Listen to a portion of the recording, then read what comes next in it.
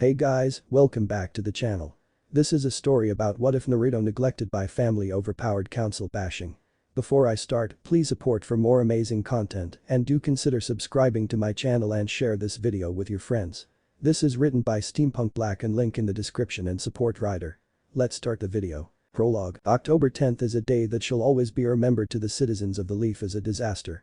As this night will be remembered as the night the Kikbi, also known as the Nine-Tailed Fox, nearly destroyed the Hidden Leaf. Many brave souls in the way of Shinobi and Kenwaichi this night would put their lives on the line to protect not only the Leaf, but those important to them. One such shinobi was standing atop the Hokage monument now as he took in the sight of all that was happening. He thought to himself that he would much rather be with his wife right now, who was recuperating from not only giving birth to quadruplets, but also having the 9 tails released from her body due to the seal being weakened from her giving birth. This however was something that couldn't be avoided. Minato Namikaze knew what he would need to do to save everyone he could, but he would have to give up his own life to do so in the end. It was a choice he was more than willing to make, but he feared for his children, whom he would have to seal the beast inside of. He knew it would be hard for them growing up, but he hoped that the village would see them as heroes. But fate seemed to be on his side, if not in a twisted sort of way, as he made the necessary hand seals to perform the Reaper Death Seal. When the Shinigami appeared in its ghostly form, he knew that it was too late to turn back, but what made his skin crawl was not the fact that he was about to die, no, for when he summoned him the Shinigami spoke. You are the luckiest mortal who will ever use this jutsu for this one time only since you have helped to father the chosen one. I will not take your life, but if you use this seal a second time, I will collect your soul without a second thought or a shred of remorse. No, for the payment this time I will collect a different currency from you. The ghostly form said as Minato sealed the fox into his 4 children, the yin and yang of the beast into his 2 daughters, the soul into his second son, and the excess chakra that was still running amok into his eldest son, using the 8-sign seal, which would have a profound impact later on for the eldest son of the Hokage, for at this very same time someone else in the Leaf was also sealing the excess chakra they could siphon from said fox into another newborn child, whose fate would intertwine with that of the eldest child. After this warning, Minato rushed to find his wife fearing for her life at the words of the Shinigami, but when he found her she was alive and well, which gave him great relief. But the disaster averted for the most part. Now the village turned its focus to healing the wounded and finding the bodies of the dead. Everyone had better not be slacking, you hear me? If I even think you're not giving it everything, I'll drive you through a wall. Roared a beautiful blonde woman as she walked through the hospital. Said woman being one Tsunade Senju, one of the legendary Sannin, as she stormed into the hospital after checking on the Uzumaki Namikaze family. Glancing around and noticing the lack of attention directed at her due to the craziness of the whole situation, Tsunade turned her right-hand woman, assistant and student. What's the situation looking like so far? Shizune? She roared, not seeing said women anywhere. Tsunade-sama. The injured have been reduced by half thanks to the field staff dealing with situations outside of the hospital that weren't severe enough to warrant admission. From the number of patients and medics, I'd estimate that we're just about finished treating the ones who have been admitted, and I haven't seen more than 7 patients be admitted in the past hour. I think most of the shinobi and villagers who were injured have been taken care of. Replied a pretty yet exhausted woman with raven color hair, now known as Shizune. Releasing a relieved sigh that she had been holding, Tsunade voiced her relief now that the situation was under control. Whew, that's good. I feared that there would have been many more injured and dead than there were, thank goodness. That means that all the injured are accounted for, meaning that the village got out in extremely good shape when you look at other villages who were attacked by Bijk. Sharing a sigh of relief with her mentor, Shizune remembered the 2 who were in the middle of the attack. Tsunade-sama.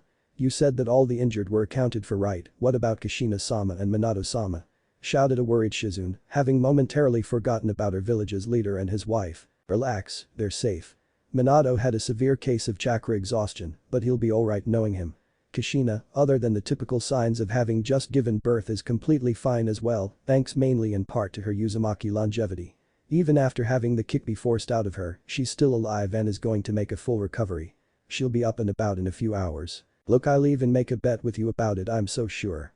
Tsunade confidently replied, so confident that she offered to make a bet with Shizune about it, which given her nickname as the legendary sucker, was no small statement. The 2 shared a relieved and happy laugh as the danger that had threatened the whole village was finally past. That is, until Tsunade realized that Shizune was also laughing at her mentor's extremely notorious bad luck and chased her around the hospital wing, her fists waving threateningly in Aaron I'm style, while the other occupants and staff of the hospital laughed in good humor at the antics of the 2. Until a young nurse came running up to the duo and told Tsunade what had just happened in another wing of the hospital and handed her a chart before heading back off to take care of her duties. Shizune had overheard what had been said and had her hands over her mouth as she looked at her mentor, whose face was both angry and sad at the same time. As Tsunade looked up from the chart, she looked off into the middle distance as the question that was on her mind came from the lips of her student. How do we break the news to her? Shizune asked as she knew that it wouldn't go over well with who was going to be receiving the news.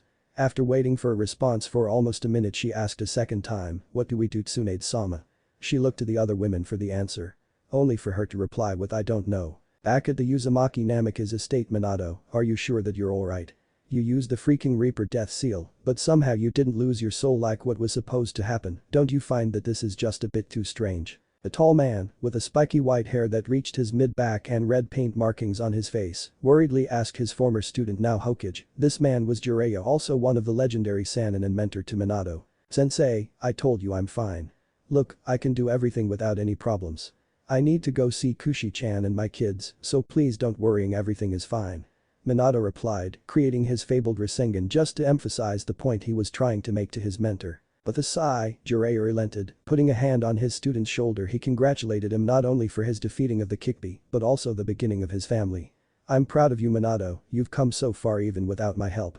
I couldn't have asked for a better student in all my life. Jiraiya said, pride filling in his voice as he walked with Minato towards the room set up specifically for his children. Opening the door quietly, they found what they were looking for.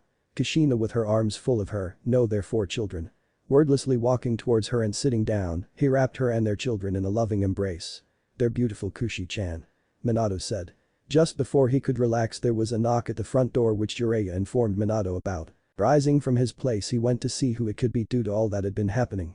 When he and Jiraiya reached the door, they found Tsunade and Shizune at the door with Shizune carrying a newborn in her arms. Both women had a less than pleased look on their faces. May we come in? Tsunade asked, to which Minato gestured for them to enter, after which both women turned to them as Minato turned to face them once the door was closed. Minato couldn't help but wonder what had happened to make them come here at this hour and whose child was sleeping in the raven-haired girl's arms. Jiraiya found it just as strange but knew better than to get on Tsunade's bad side and kept his mouth shut. As they both look at Tsunade, we need to talk to you, all of you. Indicating Kushina as well needed to be part of the coming conversation. Leading them to the room where his wife and kids were entering, Tsunade couldn't help but fawn at her god kids who were just the cutest. The which Kushina smiled at her until she looked to Shizune and saw the newborn in her arms. Shizune, who's your passenger? She asked, somewhat confused at the sleeping child. At this, Tsunade was snapped back to the whole reason that the two of them had brought the child with them here. She smiled sadly and looked Kushina in the eyes before she said, this is Yumiko's son. Tsunade said as Shizune passed him to Minato for the both of them to see, which Kushina and Minato both smiled at the young babe as he slept soundly. Oh, he is so cute, she must be so happy. Kushina said, then paused as she wondered why they had brought the baby here when she would have seen him when she looked around, and then at Tsunade, where is Yumiko and why is he not with her? She asked, a slight bit of confusion and worry in her voice. When both women looked away and didn't say anything, Kushina stiffened as shock and sadness came over her as she looked at the baby and back at them with tears forming in her eyes. She didn't want it to be true with all of her heart, she wanted it to be a bad joke, but the look on Tsunade's face said it wasn't. How? The question was quiet but was so cold that a chill ran down the two women's spines. Shortly after she gave birth, they tried to bring her back, but Shizune said leaving the last part off didn't lessen the sadness that Kushina felt at the loss of her sister. Looking back at the baby who was her nephew, her new son, knowing full well that if they didn't adopt the boy as a full member of the family, he would be used by the council in ways she didn't want to think of. As she looked at him, he stirred in Minato's arms for a moment, only to fall back to sleep.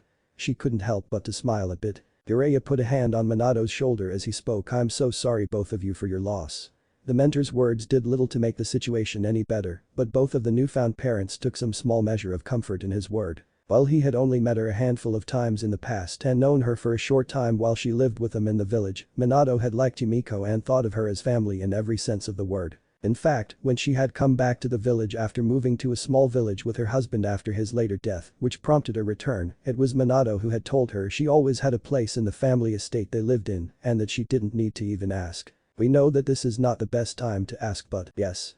Kushina spoke before Tsunade could even finish her question. We will adopt him and raise him as ours, it is what my sister would have wanted.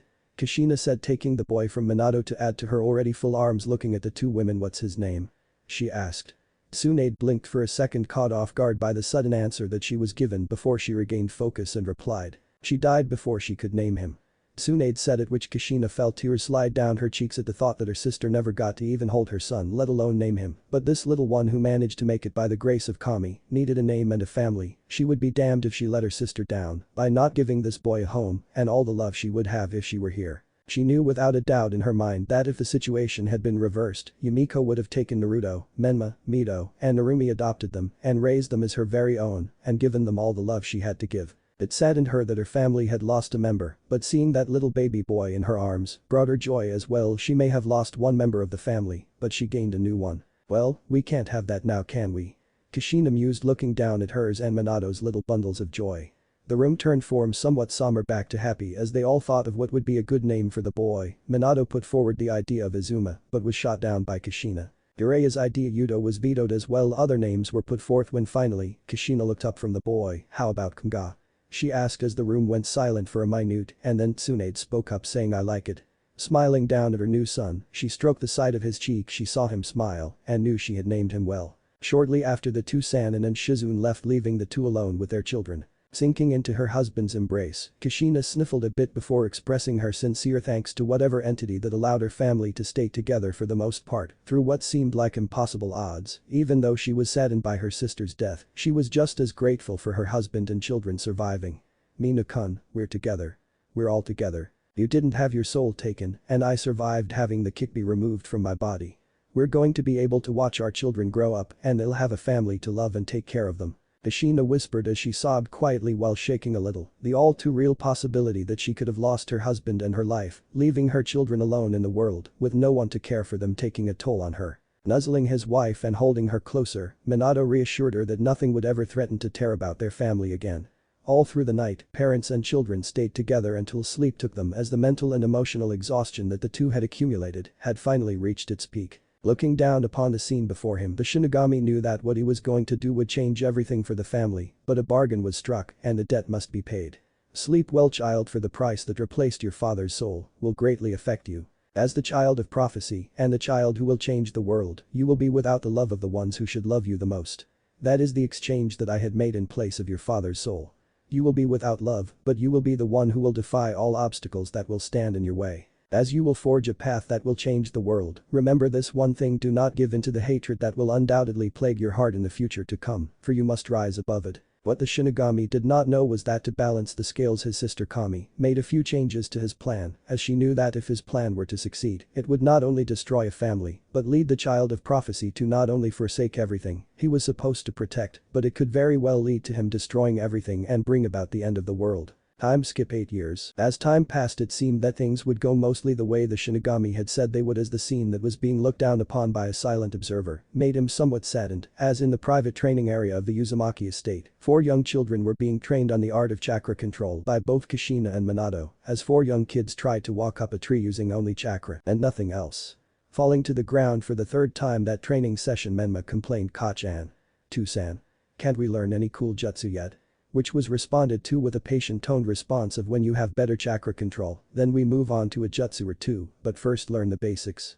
From Minato. Kushina, who was standing next to her husband, commented on Menma's complaint with good chakra control as the key to being able to do all kinds of things in the way of jutsu. I've told you before that when I was young, I had a lot of chakra but no control, so I couldn't do much in the way of jutsu, and it made it hard for me to learn things. This is why it is important to practice good chakra control, so that you won't end up like I used to be back when I was young. While she knew the boy wouldn't like her answer to his complaint, he wouldn't argue with her either, due to the fact he knew that she wouldn't hesitate to get her point across by knocking some sense into him. Kunga Uzumaki Namikaze had seemed to get the understanding of it better, but only by a small margin. Born the same night as the other Uzumaki Namikaze siblings, he favored Kushina in hair color, as his hair was a vermilion red, but he had a mix of his parents' looks. His eyes were just like Yumiko's, a clear bright aquamarine with a slight green tint, while she would guess that he had his father's jawline. He had on a black t-shirt with the Uzumaki crest on the front and tan cargo shorts. As the 4 siblings tried, fell and tried again, one would think that it was a happy family moment of the whole family. But one member was absent from the scene that would have been seen as normal. When everyone was headed inside, Kushina and Minato had looked at each other, as they knew one member of the family was sadly missing. As they turned and headed in, Kunga had stayed outside for a minute, looking up. He saw Naruto, who had been watching from a tree, and gave his brother a gesture to come inside and try to spend time with the rest of the family, but Naruto shook his head as he stood on the branch and hoped down to the street side of the wall. While Kunga and Naruto got on well, the rest of the siblings didn't. Menma seemed to almost hate his brother, but before they turned 6, he would always be trying to act like Naruto. Now it seemed like the boy just wanted to be rid of him. The two sisters seemed to avoid Naruto as if he were a stranger to them, but much like Menma, they too had a better relationship with the young boy when they were younger. As for his parents, they tried to include Naruto and even tried to be close to the boy, but every time they tried or would go to ask him to join them for practice, they would feel a sense of overwhelming dread take hold of them, like the world would end if they even went near Naruto, and would chicken out, or they would look for him and find the boy would just be gone. He would come home late and head out early. It was as if he were avoiding them, which in all fairness could have been seen as true. 1.5 years back, the two of them had yelled at him for trying to do the water walking exercise without supervision, and it had gone a bit too far when they had said some things that no parent should say to their child. Now that they looked back, both of them wished they could take back what they had said and how they acted, but knew the only thing they could do now was be better and show him they loved him. Naruto walked the streets of the village, mostly ignored by the majority of the people who lived there. Only about a dozen people maybe seemed to even notice the boy and didn't act like his family did. One such pair of people were Hana and Tsum and Yuzaka, along with their partners. The two women were nice to the boy and would let him and Kunga come over to play with the Ninken when they were free. The pair had met the boys one day after Naruto had run out of the house due to Menma telling him that he should get lost. Followed by Kunga, who wanted to try and fix the problem that had been going on for a while now between his two brothers. The boys, having not looked where they were going, found themselves in the Inuyasaka kennel face to muzzle with Kuromaru and the Himeru triplets. When mother and daughter ran to see what the commotion in the kennel was, they found the two boys being licked to death by the Ninken, who had taken an instant liking to them, which was a rare sight to see for the two women. After that, Naruto and Koga had played with the dogs till they were worn out. The picture that Tsum had taken of the two boys napping along with the 4 Ninken in a pile made her squeal with delight, as her female genetics that seemed to make women think things are cute kicked in and ran to get Hana, who had the same reaction as her mom did. After which they took the two boys back home and showed Kushina the photo of the boys and Ninken napping together, which caused her to squeal just like the two Inuyasaka's had. After that, the two women would stop Naruto when they saw him and ask how he was doing, among other things. Alongside the two of them were the Ichirikas, who owned the ramen stand that Naruto liked, but then again everyone in the family liked their ramen. Makoto Uchiha, Kushina's friend and aunt of a sort to the 5 kids, along with Ikao Yuzuki, a member of the Anbu, who was like a big sister figure to him and Kunga both. Might Guy, who while he was friendly enough and even helped Naruto with his taijutsu, sometimes Lee and Kunga would join them now and then. He was just a bit too enthusiastic for him at times. Izumi Uchiha, who was nice and had encouraged him to try and do his best and never give up, this had helped more than she would ever know. Naruto saw her as another sister figure, but one he could tease about how she needed to talk to Itachi Uchiha and tell him how she felt, or she would lose him to some else. This of course made her threaten that she would steal all the ramen in the village and burn it, which would make Naruto beg her not to do such a horrible thing. She knew Aburam, who had asked the boy if he would go bug hunting in the woods outside the village with him from time to time, which they both enjoyed. Shikamaru Nara and Shinji Akimichi, who were both nice to him and even tried to be friendly, but when Menma would come around he would leave, telling them he had to go. And last but not least in the list of persons who knew the young blonde was one Anko Midarashi, who loved to both tease and prank the boy and would chase him, be chased by him around the village, as well as be pranked in return by the young boy. This had been the normal for a few years now. While things at home were not getting better, in fact they seemed to be getting worse, Naruto would keep to himself mostly or go train with Kunga, who was the only member of the family that didn't have a problem with getting close to his brother, but was trying to get everything back to how things used to be before they turned 5. If not training with his brother, he would just be scarce in general, going to the training spot that the two boys had found that was secluded from most of the village. It was also a great spot to skip rocks and just go when he wanted to be by himself. He never spoke up much or gave his opinion on things when they would go for family outings and or go out to eat. He figured it would just be a chance for someone to get mad at him, so he kept quiet. But what the family didn't know was that Naruto had a secret sibling who was sealed inside him. What his father hadn't realized was when he had sealed the fox's excess chakra inside Naruto, the sealing method he had used had mixed the chakra with some of his son's own chakra and also taken a small amount of chakra from a passing by dire wolf that had gotten too close. The 3 chakras that had been sealed inside him merged to make a whole new tailed beast, which Naruto met the night his parent had punished him for trying to water walk by himself. Looking back on the memory of how he met the wolf pup who shared his mind, he couldn't help but wonder if what he had planned to do tonight was the right thing. Flashback 1.5 years. Naruto awoke to find himself in a forest of trees that looked like they went on and on.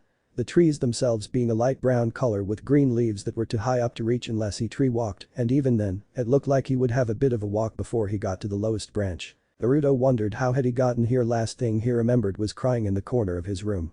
Just to make sure this wasn't a dream, he pinched himself and felt it with a small ouch. He knew it was real. This made Naruto try and think how could he have gotten here, as he thought he heard a sound that drew his attention away from his thoughts. It almost sounded like someone crying, and being the curious child that he was went to see where it was coming from. After a few minutes of searching, he found a source of the sound and couldn't believe it. In a small clearing, a lone wolf pup lay curled up in a ball whimpering. With slow steady movements as to not startle the pup, he moved closer till he reached out a hand and tried to comfort the small pup. When his hand met fur, the wolf's head snapped up as he jumped back, only to find the boy he was sealed inside of crouched near him with his hand stretched out. The small ash-gray wolf stared at him for a second before he spoke. "Why are you here?" the pup said, those short sobs. Naruto blinked several times before almost jumping a whole foot back. "Why you just talked?" the blond boy stated, which earned him an eye roll from the wolf as he stared at him. "Of course, I can talk, you act like it's a big deal," the pup said with a bit of irritation in his voice. "Kuromaru talks and yet you don't find that strange?" Stunned for a brief moment by that fact and for the fact that he had now met two animals that could talk, Naruto looked the young wolf pup up and down before asking, "Who are you and why were you crying just now?" The young wolf looked at him like he had stupid written on his face in big bold letters. "I am alone, why else do you think? I have been here all by myself with no one else around." "How long have you been here?" Naruto asked. "Ever since you father sealed the chakra of the 9 tails in you. I also have all the fox's memories up till the portion of excess chakra was sealed inside you, but what your father didn't know was that when he sealed the chakra inside you, it took a small amount of your own chakra and some of that of a passing by wolf that got too close. When it all was mixed together inside the seal I was born," the pup said as he sat next to Naruto. "So, what you're saying is that you're the son of the Kikbi?" Naruto asked, eyes wide at the statement that the wolf pup just made a moment ago. "Kind of, but when I woke up, I was here and no matter how much I looked no one was here with me. I have been alone from day one," the young pup said, making Naruto's heart ache for him as he was able to relate in a small way to the wolf. "What's your name?" Naruto asked the wolf pup, only for it to shoot him a glare. "Are you trying to be funny? I don't have a name. Did you not just hear me say I have been here all by my lonesome since day one with no one to give me a name?" the wolf said, a bit of heat in his voice. "Well, how about I give you one?" Naruto said, making the wolf blink at him with a stunned look on his face. "Why you would really do that?" he asked as if it were unheard of, all trace of heat gone from his voice. "Of course, I would. Everyone deserves to have a name." Naruto paused for just a moment, "plus I know what it's like to be alone too," he finished as he stroked the fur of the pup next to him. Snorting, the pup turned his head away from the boy. "How would you know what it's like to be alone? You have a family," the wolf said with a bitter tone to his voice. When the wolf looked back at Naruto, he saw a gray cloud had formed over Naruto's head, like it was about to rain, which made the wolf blink, just to make sure it wasn't imagining things. The boy's head low and looking down at his feet as he spoke. "They don't see me like that, they avoid me like I'm a stranger or treat me like I am not worth their time." He looked away from the wolf and muttered, "Some family. What about your one brother who trains with you and spends time with you?" the pup questioned. "Nga is the only one who seems to treat me like family and even tries to get the others to do things with me or even asks my opinion most of the time, though it just ends with Menma telling him that it isn't worth the time to ask me and they end up arguing, or my parents telling us to behave," the young boy remarked. "He also says that I should try to find a way to fix things with everyone, but every time I try it ends up going bad and I just feel worse afterwards." "Do you hate them?" the young wolf asked. "No, I don't hate them. In fact, I love them, all of them. I just wish that they would see me as family too," Naruto replied before perking up. "Now then, about that name, let's see. Huumku, yes, that sounds about right," he said, doing a 180 on topic and mood. To the wolf's confusion, the small cloud that had formed over the boy vanished as fast as it had come, like it was never there. "Ku?" the newly named pup repeated, trying it out. "Yup, it means happiness. Also it's a prayer that one day you and I will find happiness and love." The boy beamed at the small pup, who looked up at the boy and then smiled at him with tears in his eyes. "Thank you for giving me a name," he said. And flashed back. The memory brought on a mix of emotions, some sad, some happy. He knew that whatever happened from now on, he had someone who would be with him even when he felt alone. As thoughts passed through his mind about what he was about to do, his family made him a bit apprehensive. I mean, it was one thing to go to his and Kunga's special training spot, but to do what he was about to do would make any sane person think twice. At that moment he heard Ku's voice echo in his mind. "You should try talking to them, maybe even tell them about me, it might make a difference, you know," the wolf bitch said as his presence could be felt in Naruto's mind. "I don't think it will make a difference, besides who would believe me anyway?" he responded mentally to his tenant's suggestion.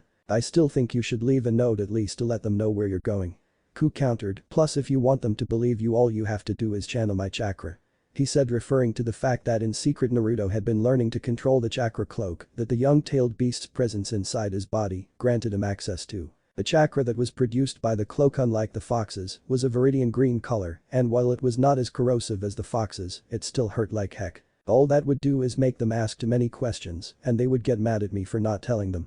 Naruto replied, besides bro, with what we are about to do it's best that we just go. The young boy finished, having stopped along the way to pick up the pack that he had stashed at his and Kunga's favorite training spot as he headed for his destination. I still don't like this plan of yours, it's called the Forest of Death for a reason, you know most sane people try to avoid going in there. Ku commented on their destination. Look bro, we're going and that is that. Naruto replied with a tone that told his adoptive brother that his mind was set and there was no changing it. You're nuts. Seriously, you have to be the craziest person I will ever meet. The young bitch shot back at the blonde boy. It's who I am and there is no changing it, you should know that by now. Came the blonde Jinchuriki's answer. That's what I am afraid of. Ku said as he was in no better way to say it, dragged along for the ride. Naruto just gave a mental laugh as he continued straight for his destination unbeknownst to the two. Several blurs were following while trying to stay hidden. As it turned out, Ku had grown a lot in the time that the two had met, which led them to believe that through the seal, he was absorbing chakra, which led to the idea that as the boy continued to grow, so would his tenant, who already had 3 tails. This was not life-threatening as for the fact that the boy had huge chakra reserves, not only due to the fact of being an Uzumaki, but also being the son of a Jinchuriki as well. What they believed would happen was that Ku would continue to absorb chakra till he reached the level of the 9 tails, or that is what they thought would happen. To be honest, they really didn't know one way or the other. When he reached his destination, he stopped for a minute as he looked up at the gates that surrounded the ominous training ground 44, otherwise known to many as the Forest of Death.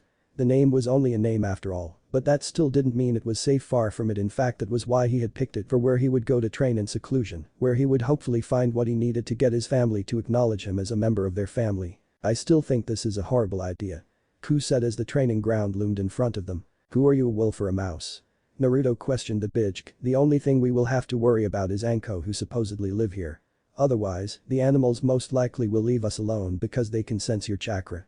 Naruto said as prepared to go into the deadly forest. That doesn't mean that a few of them won't think twice about trying to make us their meal, and I for one plan on living well past the point of getting my 9th tail, thank you very much.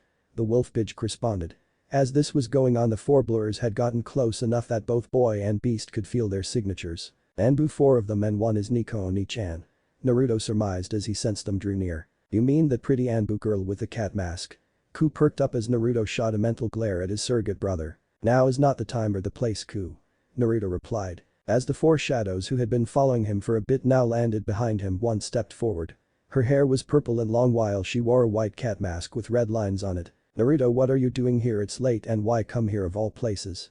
The masked woman asked as she was puzzled by the youth's actions. I'm sorry Oni-chan, but I need to be away from the village and my family for a while. He said, not looking back. Ika was a little shocked to say the least.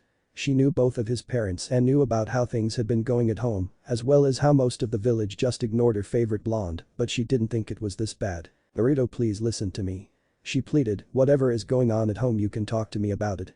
But right now, let's get you home. The blonde's eye glistened with tears at the mention of that word. Oh, I wish that place did feel like home, much to the confusion of Ika's team. But I'm not wanted or even needed there, since no one but Kunga will even come near me. Ika's eyes went wide at his statement. Please don't say things like that, Naruto, your family loves you. He turned to look at her and gave her a sad smile and brought his hands up to make a hand sign. Sorry Ni-chan, he said, but this is something that I have to do, shadow clone jutsu. He called. To the surprise of all those standing there, in 9 plumes of smoke appeared 9 identical copies of Naruto. And Nani? Shadow clones, but he's not even part of the academy yet. Were the responses coming from her team? Naruto rubbed the back of his head as he gave a bashful smile. Yeah, me and Kungakinda broke into the vault where the forbidden scroll of sealing is kept and copied the directions for the jutsu, he said with a chuckle, before looking back to Ikao. Tell mom and dad, I don't hate them or Menma, Narumi, Mito and Kunga. Tell them despite everything that has happened I still love them all. He paused and looked down, and tell Kunga I'm sorry. But that said, he did a chakra-infused jump with a lazy backflip that carried him over the fence and into the forest, while his clones followed suit and bolted off into the forest. Shit, this is worse than bad. What do we do, Nico?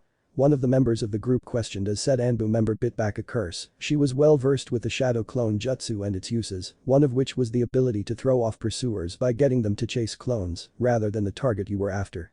Turning to the other members of her team, she snapped orders at them. Go get another team and Anko, she will know this place the best and be able to guide yous through some of the more dangerous parts, she said to one member and looked at the other two. Go in after him. If you find you're following a decoy, double back and pick up another trail. The two members looked at each other like she was out of her mind. Feeling a large amount of killing intent directed at them, turning their heads slowly back to the source of said hostility. Nico's killer intent seemed to take the form of a giant cat, ready to pounce on its prey. The two men also swore her eyes had turned red in that instant. If you two want to live pass tonight, get in there and start following him, or I will cut your legs off at the knees and leave you for the predators of the forest to feast on. She said coldly. But where are you going?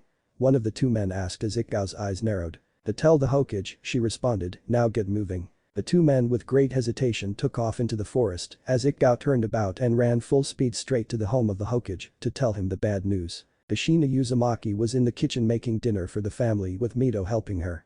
As her thoughts went from one thing to the next, they came to one subject in particular. She remembered her oldest son as a sad expression crossed her face as she started to think about how much the family had been neglecting him. She even recalled how she and Minato had yelled at him after catching trying to do water walking and advanced chakra exercise. The words that she and her husband had said to him along with the tone they had used surely made her feel horrible.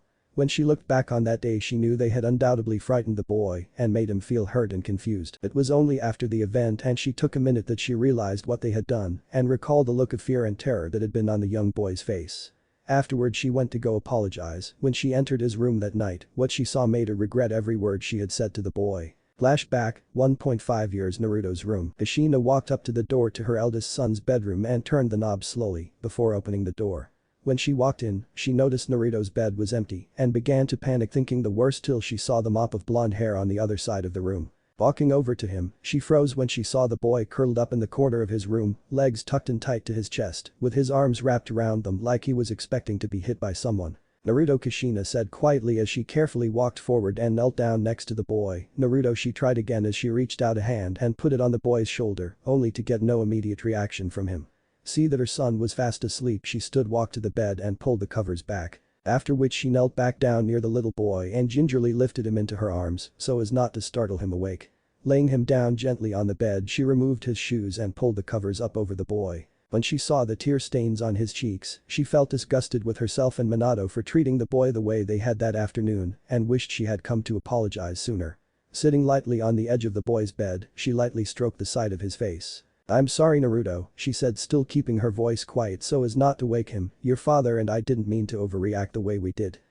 She shook her head at what she was about to say and looked back at the boy. No, there is no excuse for what we did. But please know that no matter what, we still love you and care about you just like we do the others, and that we would never let anything happen to you. She leaned down to kiss his forehead ever so lightly and looked down at the boy with expression only a parent could make to show their love for their child. I will talk to your father and we will try to be there for you more, especially me. She stood up and a lone tear ran down her cheek as she lightly brushed a stray bang of Naruto's from out of his face and a sad smile formed on hers. Good night my little maelstrom, she said, I will always love you. With that she left the room, shutting the door quietly as to not wake her sleeping son. Flashback end. From that day on, Kushina tried to get closer to her son and be there for him, but just like before, that feeling of dread would come over her and she would wimp out to her everlasting shame. She had talked to Minato about what had happened and he agreed with her that what they had done was inexcusable and that they needed to make amends for how they acted. Once again though, when Minato tried to approach his eldest son, he felt the same fear that if he got close to his son, things would go horribly wrong and he would walk away feeling defeated and like a failure as a father. Not only that, but the boy had become scarce and would seem to never be around. But as a mother, she had resolved that the next time she approached her son she would not fail and would say what she had needed to say for some time. Her thoughts were disrupted when she heard her husband come in the front door and enter the kitchen. As he entered the room, he slumped into the chair he'd pulled out and sighed, muttering under his breath something about burning paperwork. Long day? Kushina asked, looking over her shoulder at Minato, who looked up at her with a tired expression on his face. I swear it seems like every day there is more and more paperwork, even with Saratobi's help. Sometimes I think that the council tries to find ways to make more paperwork just so they can get some kind of sick pleasure out of it when they see my face. Trying to hide the fact that she was finding amusement at her husband's misfortune by turning her head back around, she got herself under control and told him to get the kids for dinner. As Kushina turned off the stove, she moved to set the table. Just as she was finishing up, an urgent series of knocks at the front door were heard. Hokage-sama. Sensei. Open the door. Shouted the voice of Kushina's student Ikgao, and from the way it sounded it was urgent. Heading to the front door, she was stopped by Minato. Kushina, have you seen Naruto? He asked. I can't seem to find him. I checked all the rooms and none of the other kids seem to know where he is. Minato said, worry showing on his face.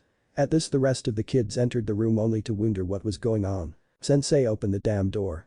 Ikgao shouted again, knocking even louder. When she opened the door, Kushina saw her former student standing in the doorway.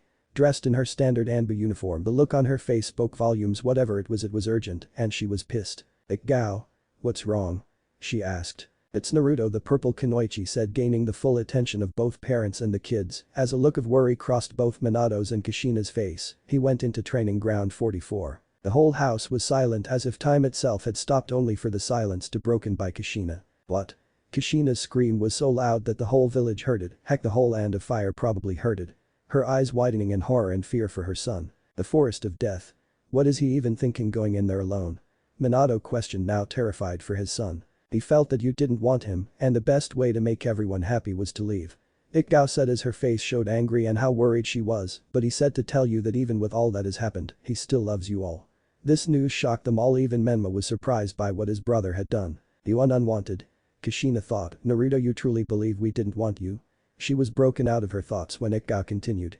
He also said to tell Kunga he was sorry. This statement caused everyone in the room to look at the boy, who in turn held his hands up and stated that he had no idea about what his brother meant and that he had been trying to get Naruto to work things out with everyone else for some time. Ikgao looked Kushina and Minato in the eyes before she asked the question, have either of you even talked to Naruto in the past few weeks or even paid any attention to what has been going on with him? To say she was aggravated would be an understatement. Most of the village ignores him, while only a handful of people even acknowledge he even exists, and you, the people who are supposed to love him the most, seem to be too busy to even notice that he's hurting on the inside. Those words cut like a knife right through Kushina and Minato. Even though they were true, they had been keeping Naruto at arm's length when they should have gotten closer to the boy and tried to help.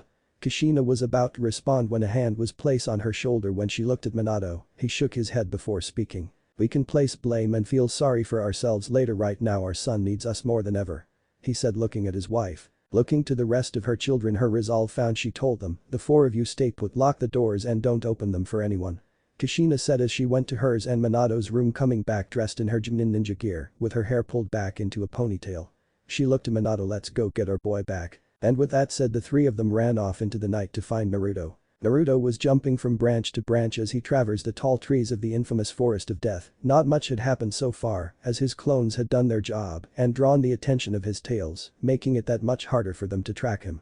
So far, he had yet to run into any of the creatures of the forest, much to his and Ku's relief. As he went deeper and deeper into the forest, he knew soon he would have to rest for the night. While the Uzumaki bloodline granted him large stamina reserves, he would have to rest sometime.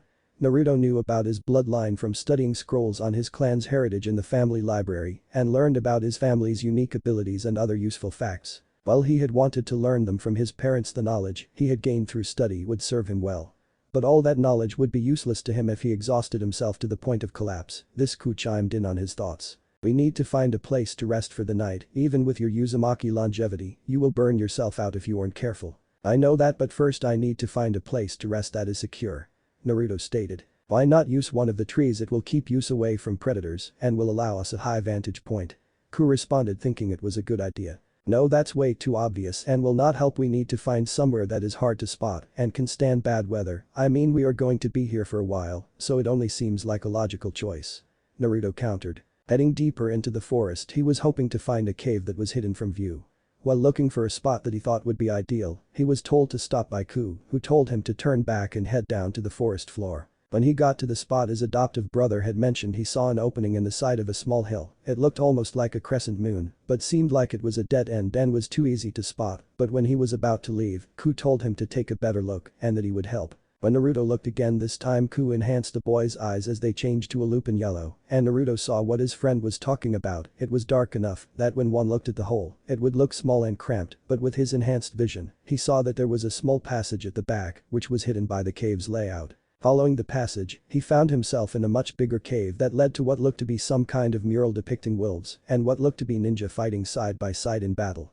This reminded Naruto of the Inuyasha and their Ninken, but what he saw led him to think differently due to the depiction of a set of hand signs that Naruto thought he recognized as the summoning technique. Deeper in he found a lone scroll that sat on a stone pedestal of sorts. Taking the scroll he opened it and found that it was not just any old scroll, but a summoning contract. Naruto read the scroll and found that it was the contract with the summoning wolves, which from what he saw and how much dust the scroll had gathered, told him that there had not been a living user of this contract in a long time.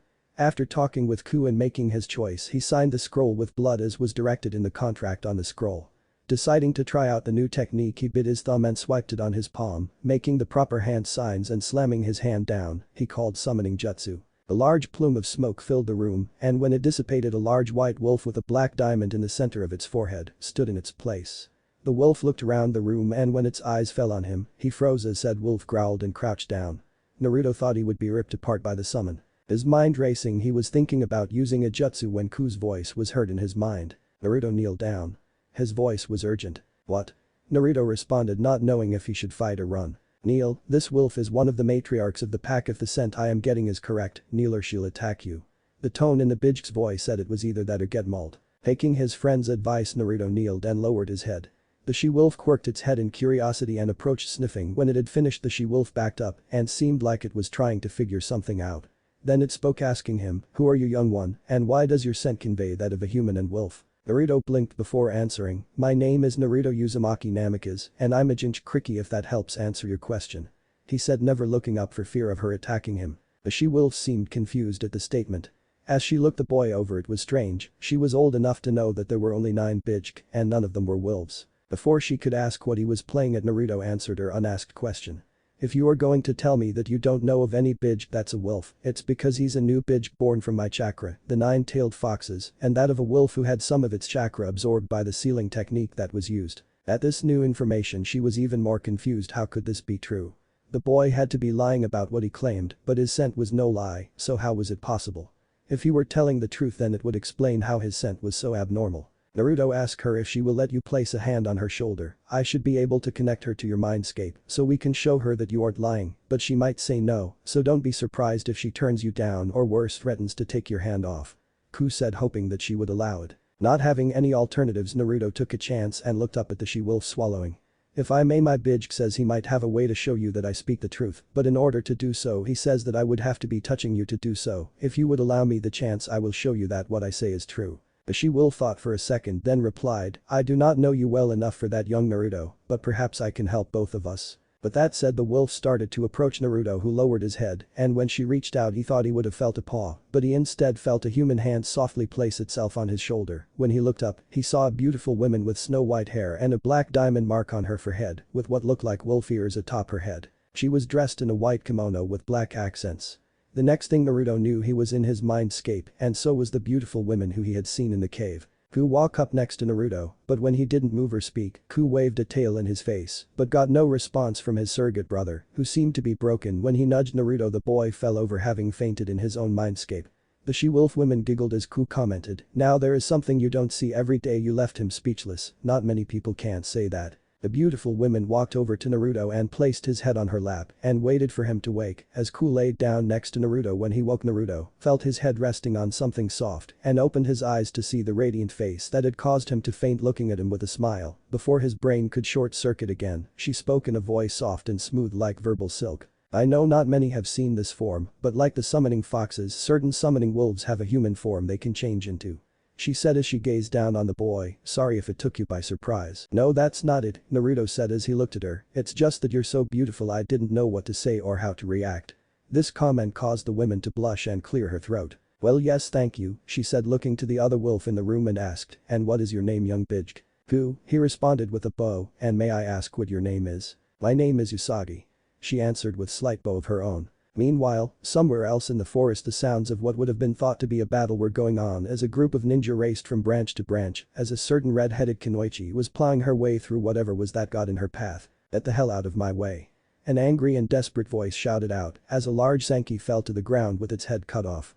The voice belonged to none other than one Kushina Uzumaki as she cleaved her way through many of the vicious beasts in the forest that were foolish enough to get in her way. Following behind her were Minato, Yugao, and a handful of other Anbu, as well as the training ground's only human resident, Anko Mitarashi.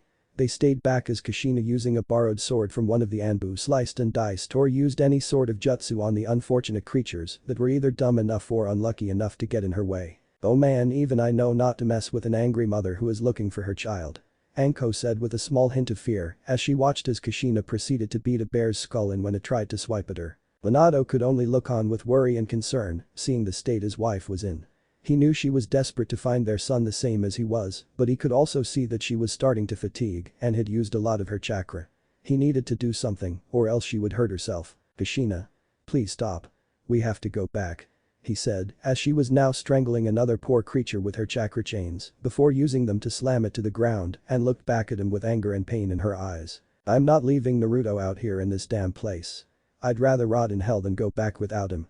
She argued, as she backfisted a huge lizard that was about to attack her, making said reptile fall to the ground, its eyes having rolled back in its head. I want him back just as much as you do. Minato retorted, but if you keep overusing your chakra and pushing yourself in your current condition, you could end up killing yourself. Kushina could only narrow her eyes as she kept moving forward. By now all the creatures were hiding in fear from the redhead's wrath. You all can go back if you want, but I'm no ugh. She gasped out as she felt a chop to the back of her neck, her senses not warning her due to focusing all her attention on getting her son back and falling unconscious only for Minato to flash forward and catch her. I'm sorry, Sensei. But for Naruto's sake and the rest of your children I have to stop you. Ikao said, apologizing for her actions as she sighed and turned to Minato, who had a solemn look on his face as he slung his unconscious wife over his shoulder. Come on everyone, he said, we'll continue looking for Naruto in the morning when we have better light. With that the team of shinobi vanished as they departed the area. Minato's last thought being. Narrative careful and stay safe. After a bit more conversation with the young boy, Usagi learned what had been happening with Naruto and what had brought him to the forest and why he was looking for a place no one would find him so he could train. With a bit more questioning, she also learned that the boy didn't crave power but wanted to improve to show those who around him that he was worth their time. Thinking it over for a bit and finally coming to a decision, she offered to take him back to where she was from so he could train under the wolves, which would be an improvement to training by himself with no instruction at all. The young boy agreed and was teleported back to where he had called her from when he saw where they were. His mouth fell open. Before him was a large cave that as he was led through it, he found that it was huge and the center point of the cave was vaulted room with a skylight that let the moon shine through, giving a silvery glow to the room. Welcome to Full Moon Cavern, Usagi said to the boy, leading him through the long tunnels to a room of sorts, which would be his while he stayed and trained here. Get some rest, you will meet the leader of the pack tomorrow.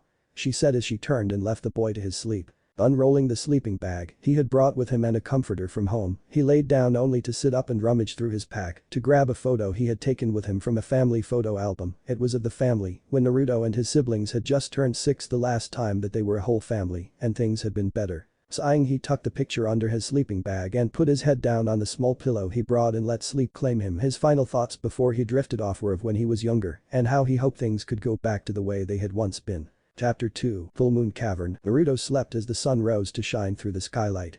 The tunnels brightened as 4 young wolf pups jumped, pounced on him and licked him to death until he got up. He groaned as he managed to get the pups off of him. Okay, I'm up. As Naruto finished getting dressed, one of the 4 wolf pups bit his wrist and started dragging him through the corridors of the cavern, with the other 3 pups chasing after them. As they went, Naruto swore he had the other wolves laughing as they passed by. When all was said and done, the pups had brought him to an area with a raised platform like rock that had a large wolf with a moon-shaped scar on his left eye. He was much larger than the rest and conveyed an aura of power. As he looked down on the boy from his vantage point, he couldn't help but wonder what could have brought one so young here. Young Naruto, I would like you to meet the alpha wolf of our pack, Taiyo. Usagi said as she walked up next to him. It is a pleasure to meet you, young one, but if I may, what is it that has brought you here? Taiyo asked. I have come here to get stronger so that I may prove to my family that I am worth something and not just someone to ignore. Naruto said, looking down at his feet. Naruto told the large wolf the events that had led him here and why he was looking for a place to train. The whole time he spoke, Taiyo remained silent and took in all the facts that the boy told him. When he had finished, the large wolf rose and approached Naruto. As he did, Naruto bowed before Taiyo on one knee. Taiyo leaned in so he could get Naruto's scent, and as he did, his eyes went wide. He did indeed smell the scent of a Bijk. This information surprised the great wolf. He had been told by Usagi that the boy did indeed house a Bijk, but he had thought that it was some type of trick the boy had used to fool her, but this put things in a whole new perspective. Backing up to give the boy some space, he questioned the boy, so you seek to become stronger for your family? Naruto responded with a soft yes. Only to be greeted with a loud and heated reply. Speak up, boy. Wolf doesn't cower when he speaks. Naruto looked up at the wolf with confusion in his eyes for only a second as that changed to resolve as he answered yes. And what would you do with such power? Taiyo asked pointedly. Naruto blinked. What would I do if I had power? He questioned mentally. It was a fair point. What would he do if he had power? Would he use it for the right reasons or would he abuse such power? Would he do the right thing or would it be better if he never had power like that so he couldn't use it to hurt others the way he had been? His thoughts went from one extreme to the next as he searched his mind for an answer. Suddenly a memory popped into his head of something that had been said to him when he was 6. Flashback. What do you want to be when you grow up, Naruto? Izumi Uchiha asked the 6-year-old boy. I want to be a strong ninja just like my dad so I can beat up bad guys. Naruto answered. Izumi frowned at him. Is that really what you want or are you just trying to act tough?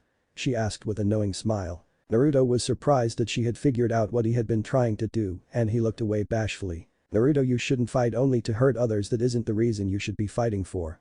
She said, looking at him with that expression that Naruto always thought of as sisterly. So then what should I fight for? Naruto asked, looking up at her for the answer. You should fight to protect what is important to you.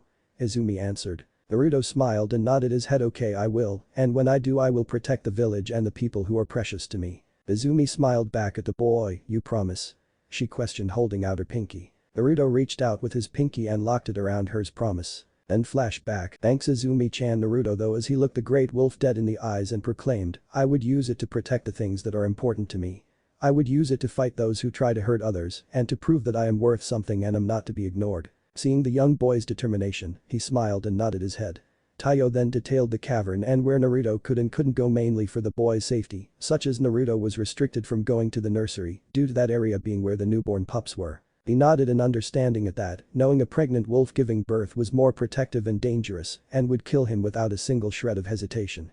Taiyo told him that if he was going to get stronger he would need to learn from them. This included more than just fighting and defending himself, it also entailed chakra control and chakra nature exercises and study, along with understanding the basics of how jutsu were performed. The training was grueling and hard, at times he even thought about quitting, but he learned and grew stronger as time passed, one thought driving him forward: I will prove my worth to them. That was 4 years ago, as Naruto was 12 now and a lot stronger than he had been before he arrived here. Throughout that time Naruto had many thoughts about what would happen when he went home. Would things have changed? Would they go back to the way they were before? One thing was for certain: if nothing changed then he would be better off not going back at all. The one thing he couldn't take was being ignored. Not again. Hate he could take that, fear he could take that as well, loathing he could take that too.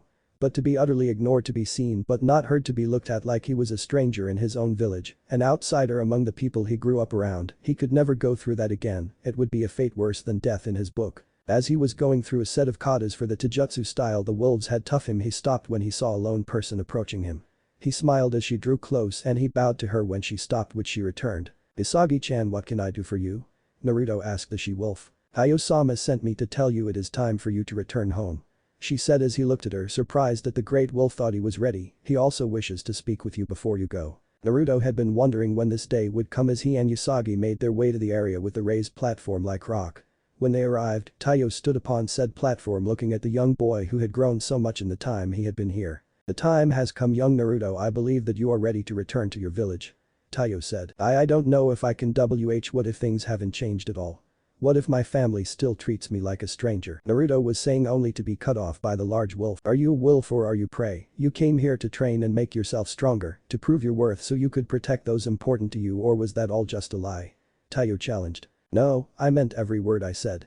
Naruto replied, a slight heat to his tone. Then stand up for yourself and show them that you have changed, show them the fruits of your labor, and prove your worth to them, Taiyo said, his booming voice echoing around the space, looking the boy straight in the eye as he continued. Go now, Naruto, Uzumaki wolf's blood Namikaze, and show them that the lone wolf walks alone no longer. But that Naruto bowed and thanked the wolves for letting him stay with them to train and left to return home. It was quiet in the home of the fourth Hokage and his family.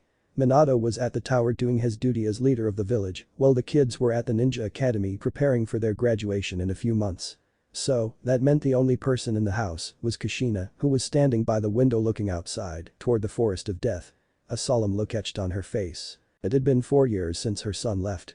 Out of hurt, neglect and sadness. When the news about Naruto running into the forest was spread around town, you would have thought that there would have been more people wondering what happened to bring this about, but it seemed that life in the Leaf Village didn't even notice that he was gone. There were the odd few who had been close to the boy who came round telling her that he would come back, but Kushina had a hard time believing that. While it was a small comfort that they had faith in the boy, it still didn't heal the wounds in Kushina's heart. Ever since the night Naruto had run away, she had been having nightmares, no more like night terrors, about Naruto being killed in grisly ways, Naruto asking why she hated him.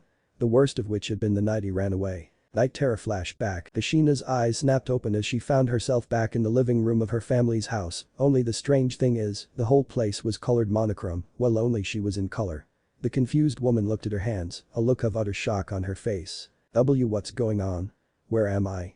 She thought to herself, but her thinking was cut off as she began to hear voices. One she immediately recognized as Minato's, and the other was hers, and by the sound of it, they were yelling at someone. All of a sudden it hit her as fear overcame her.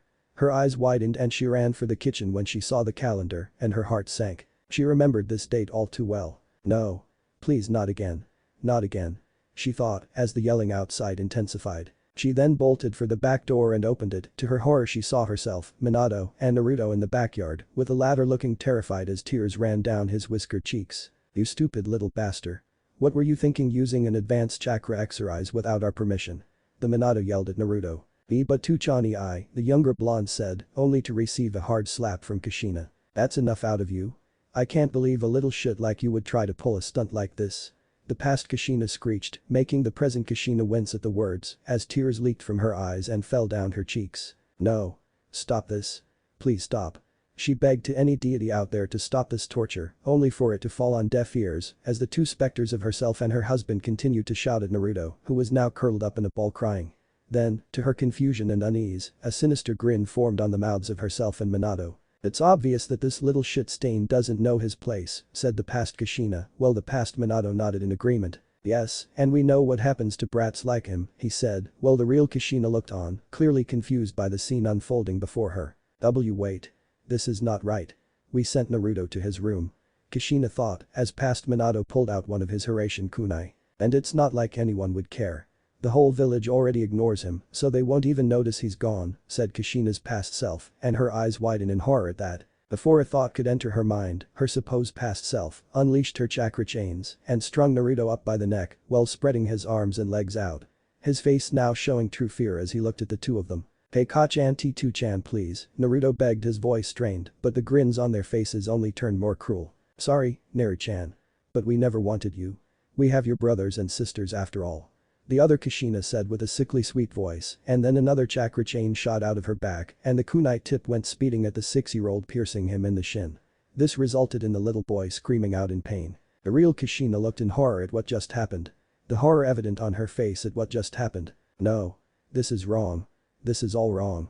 The Uzumaki screamed at herself, this isn't what happened. She then saw Minato fling his signature kunai behind Naruto before disappearing in a yellow flash and reappearing behind Naruto, a familiar spiraling ball of chakra in hand. Rasengan. Minato called, slamming the chakra ball into Naruto's back, causing said boy to cry out in agony. No. Stop it. Kushina screamed as she tried to help her son, only for something to grab her ankles and make her stumble. She looked down and saw what looked like black vines wrapped around her ankles. She reached for her kunai pouch, but found nothing as it was gone. Desperation taking hold as she clawed at the vines, trying to get free to save her child from this torture. Let go of me. She roared. She then heard another scream and whipped her head back, her eyes widened as another chakra chain impaled itself into Naruto's other shin, then two more to his forearms. Panic settled in as the red habanero now struggled more than ever to get to Naruto, but then another black vine shot forward and grabbed her wrist and yanked it back. Kushina then watched as the past Kushina turned into an ugly twisted version of herself, as her skin became horribly burned, her red hair in a greasy mess, her teeth became sharpened needles, and her eyes a bloodshot demonic yellow, as the same thing happened to the past Minato. Then, two ninjato swords sprouted from the ground, their blades, rusted and old. Now for the finishing touch, the now demonic version of Kushina said as she took hold of the sword and yanked the blade out of the ground, with the demonic version of Minato following suit. Yes, time to put this bad dog to down for good. With that he stabbed the blade into Naruto's stomach, forcing a strangled cry of pain from the young blonde. Then the demon Kushina proceeded to skip toward the chain-bound boy. Oh Naru-chan, Naru-chan, the demon Kushina said in sickly sweet voice, as the real one continued to struggle, as she watched what was happening. If only you've been a good boy, you wouldn't be having this punishment. Kushina could only growl as this thing spoke to her son with her voice. But what the demon Kushina said next made her blood freeze. Now, you die, and with that simple phrase, she rammed the ninjato into Naruto's neck, said boy choking on his blood as his eyes went blank. The look of horror on Kushina's face was clear as she saw her precious child die in front of her. No. She screamed just as the vines, the chakra chains, and the twisted versions of herself and Minato vanished as Naruto hit the ground. The distraught mother immediately rushed over to her son and scooped him up into her arms. Tears cascading from her eyes as she looked at his small unmoving body. The world around them dissolving to an empty darkness. Naruto. Naruto. Kushina wailed as she tried to wake him, but with no results as his eyes were rolled back and lifeless. The mother, seeing no response, cradled her son's body while rocking back and forth, racking sobs coming from her throat. I'm so sorry," she choked out in complete utter despair. "Why?" a little voice rasped, causing Kushina to jerk her head up and look around, only to hear raspy breathing coming from her supposed dead child. Looking down at Naruto, her eyes widened in horror as she saw his face, which was pale and lifeless as he looked at her with those dead eyes. "Why do you hate me?" With those words uttered, the now talking core of Naruto turned to dust in Kushina's arms as the question it had asked started to repeat itself over and over, using Naruto's voice. As the voices grew louder and louder, they blended together and reached a crescendo. It was like 1,000 nails on a chalkboard. As she begged them to stop, only for them to laugh at her misery. She could only take so much before she screamed at the top of her lungs for them to stop. As she now saw Naruto standing before her, as his skin paled and his eyes were empty lifeless orbs looking at her, he asked her again, but in a voice that sounded like a demon's. "Why do you hate me?" Night terror and Kushina jolted awake screaming, sweat covering her entire form and drenching her clothes. She saw she was in hers and Minato's bedroom at home. Remembering the horrifying night terror she curled up into a ball against the head of the bed as several sets of footsteps were heard and the door flew open, revealing a concerned Minato. "Kushina. Are you alright?" The fourth Hokage said worriedly as himself, Ikka along with 2 other people which were Hiruzen Sarutobi and another Anbu with a raccoon mask entered the room. They watched as Minato headed over to his wife, who looked as if she had seen the Shinigami himself. "Kushina.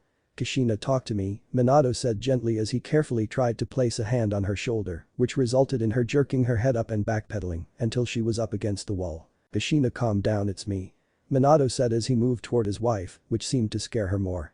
Knowing he had to do something fast, he moved forward and grabbed the clearly distraught Uzumaki, who began to struggle thrash around, the distress evident on her face. "SHHH, Kushina, SHH," the blonde said calmly as he repeated the process until she calmed down. Kushina then hugged her husband and began sobbing. "It's okay, Kushina. Now, tell me what happened." Kushina could only cry more as she remembered the horrible scene that had played out in her mind just moments ago. It can't, it was so horrible," she said between her sobs, and Minato turned to the other Anbu. "Go get Inoichi, now. Tell him it's an emergency and that I need him here right away." Minato ordered the Anbu member, who nodded, vanished in a shunshin. It was at this moment that the other 4 Uzumaki Namika's children came into the room, concerned over their mother. Only for Hiruzen to stop them as he shook his head. "Your mother just had a nightmare, you 4. The retired Hokage said, "It would be best if you didn't disturb her right now." Then flashback, Kushina remembered how Minato had puked after Inoichi had shown him what his wife had seen in her dreams. Minato had comforted her, saying that they would never do that to Naruto, that they loved him. "Yes, we have made mistakes, but we can be better and help our boy when he comes home. We will do what we should have done all those times we failed, we just need to be there for him when he does come home," Minato had said to her, trying to lift her spirits. But her dreams had not seemed to stop or get any less horrifying. After one of those terrible nights, she attempted suicide, only to be stopped by her best friend, Makoto Uchiha. She then was placed on suicide watch for half a year until she was deemed stable with help from her family and therapy sessions with Inoichi. A few tears leaked from her eyes as she thought about the child she foolishly neglected and left in alone, all because she couldn't overcome her own weakness. Even though Ikka told them he didn't hate her or the rest of the family, Kushina knew that Naruto would never trust them again, especially her. She had spent a lot of time in her eldest son's room, either making sure it was kept neat for when or if he came home, or breaking down and crying. "Naruto," she thought. "I'm such an awful mother." She heard a knock on her door and stood up. "I'll be right there," she said softly but loud enough for the person on the other side of the door to hear her as she wiped the tears from her eyes. When she opened the door, she smiled as there on the other side was none other than Makoto Uchiha, her best friend from her genin days. "Hey Makoto, how are you today?" she asked as she smiled at her friend. Makoto gave Kushina a smile in return but could see her friend's smile didn't reach her eyes. And she knew why. "Hello Kushina, I just came over to see how you were doing and how you were holding up," she said and watched as Kushina unconsciously rubbed her wrists. "I've been fine Makoto, really. I'm not planning on offing myself anytime soon," Kushina said in a vain attempt at humor, while Makoto sighed. "Kushina," said Uzumaki chuckled nervously as she scratched the back of her head, knowing nothing escaped her best friend. Makoto could only shake her head. She knew that Naruto running away was hard on her, and she was now becoming even more desperate, her hope that she would see him again diminishing with every day. He will come back, Kushina. Maybe not today, maybe not tomorrow, but he will come back, I promise you that. She said, while Kushina sighed as she led her friend to the living room of the house. I wish I was more confident about that, said the depressed mother. But how would I know that he doesn't hate me for I've done? Well, here we are, said Naruto as he stood on the head of his father looking over the village he left 4 years ago. Yep, the village hasn't changed much.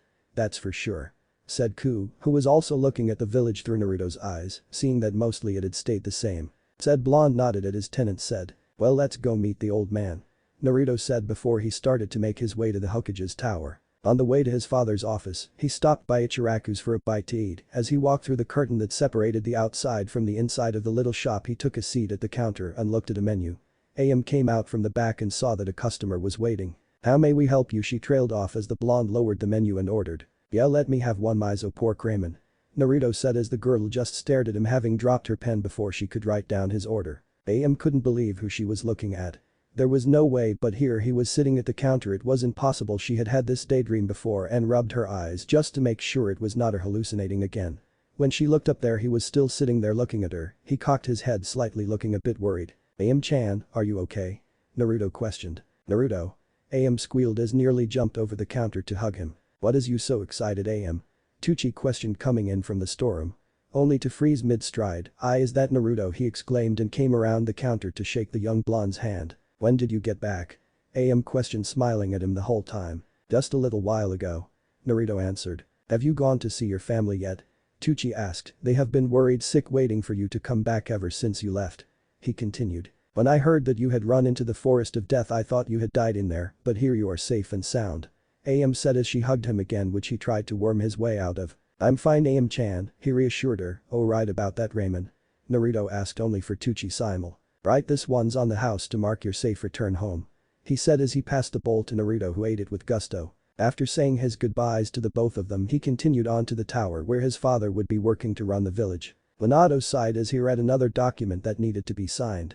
Although he had asked Sarutobi to help be an aid to him, there was still plenty of paperwork to go around. How Sarutobi-sama survived this bullshit without help, I will never know, he thought to himself. But one thing is for sure. I'm not going to sign some bullshit that gets Naruto banished or labeled a missing nin. It had been a grueling 4 years for Minato and his family when his son, Naruto, ran away from home and into Training Ground 44, or the Forest of Death. He had been sending ambush search parties in there to find him, but they all came back exhausted, banged up, and empty-handed. Then there was his wife's attempted suicide, which was thankfully prevented by Mikoto, who had been on her way over and had caught her before Kushina could kill herself. And to top it all, there had been whispers that a group of Rouge ninja calling themselves the Akatsuki had been causing problems along the border with the Hidden Rain. He sighed as he rubbed the bridge of his nose. Things were getting hectic with each year. But despite all this, the one thing that had him most edgy was his son. He cursed himself due to his lack of will to overcome his fears and talk with his son to be there for the boy when he needed it most. Now, his son would undoubtedly hate him, and there was nothing he could do about it. His thoughts were interrupted as he heard a knock on the door. Enter, Minato said as the captain of the Leaf Police Force entered his office. Hokage-sama, Fugaku said, bowing. Minato smiled, motioning for him to sit.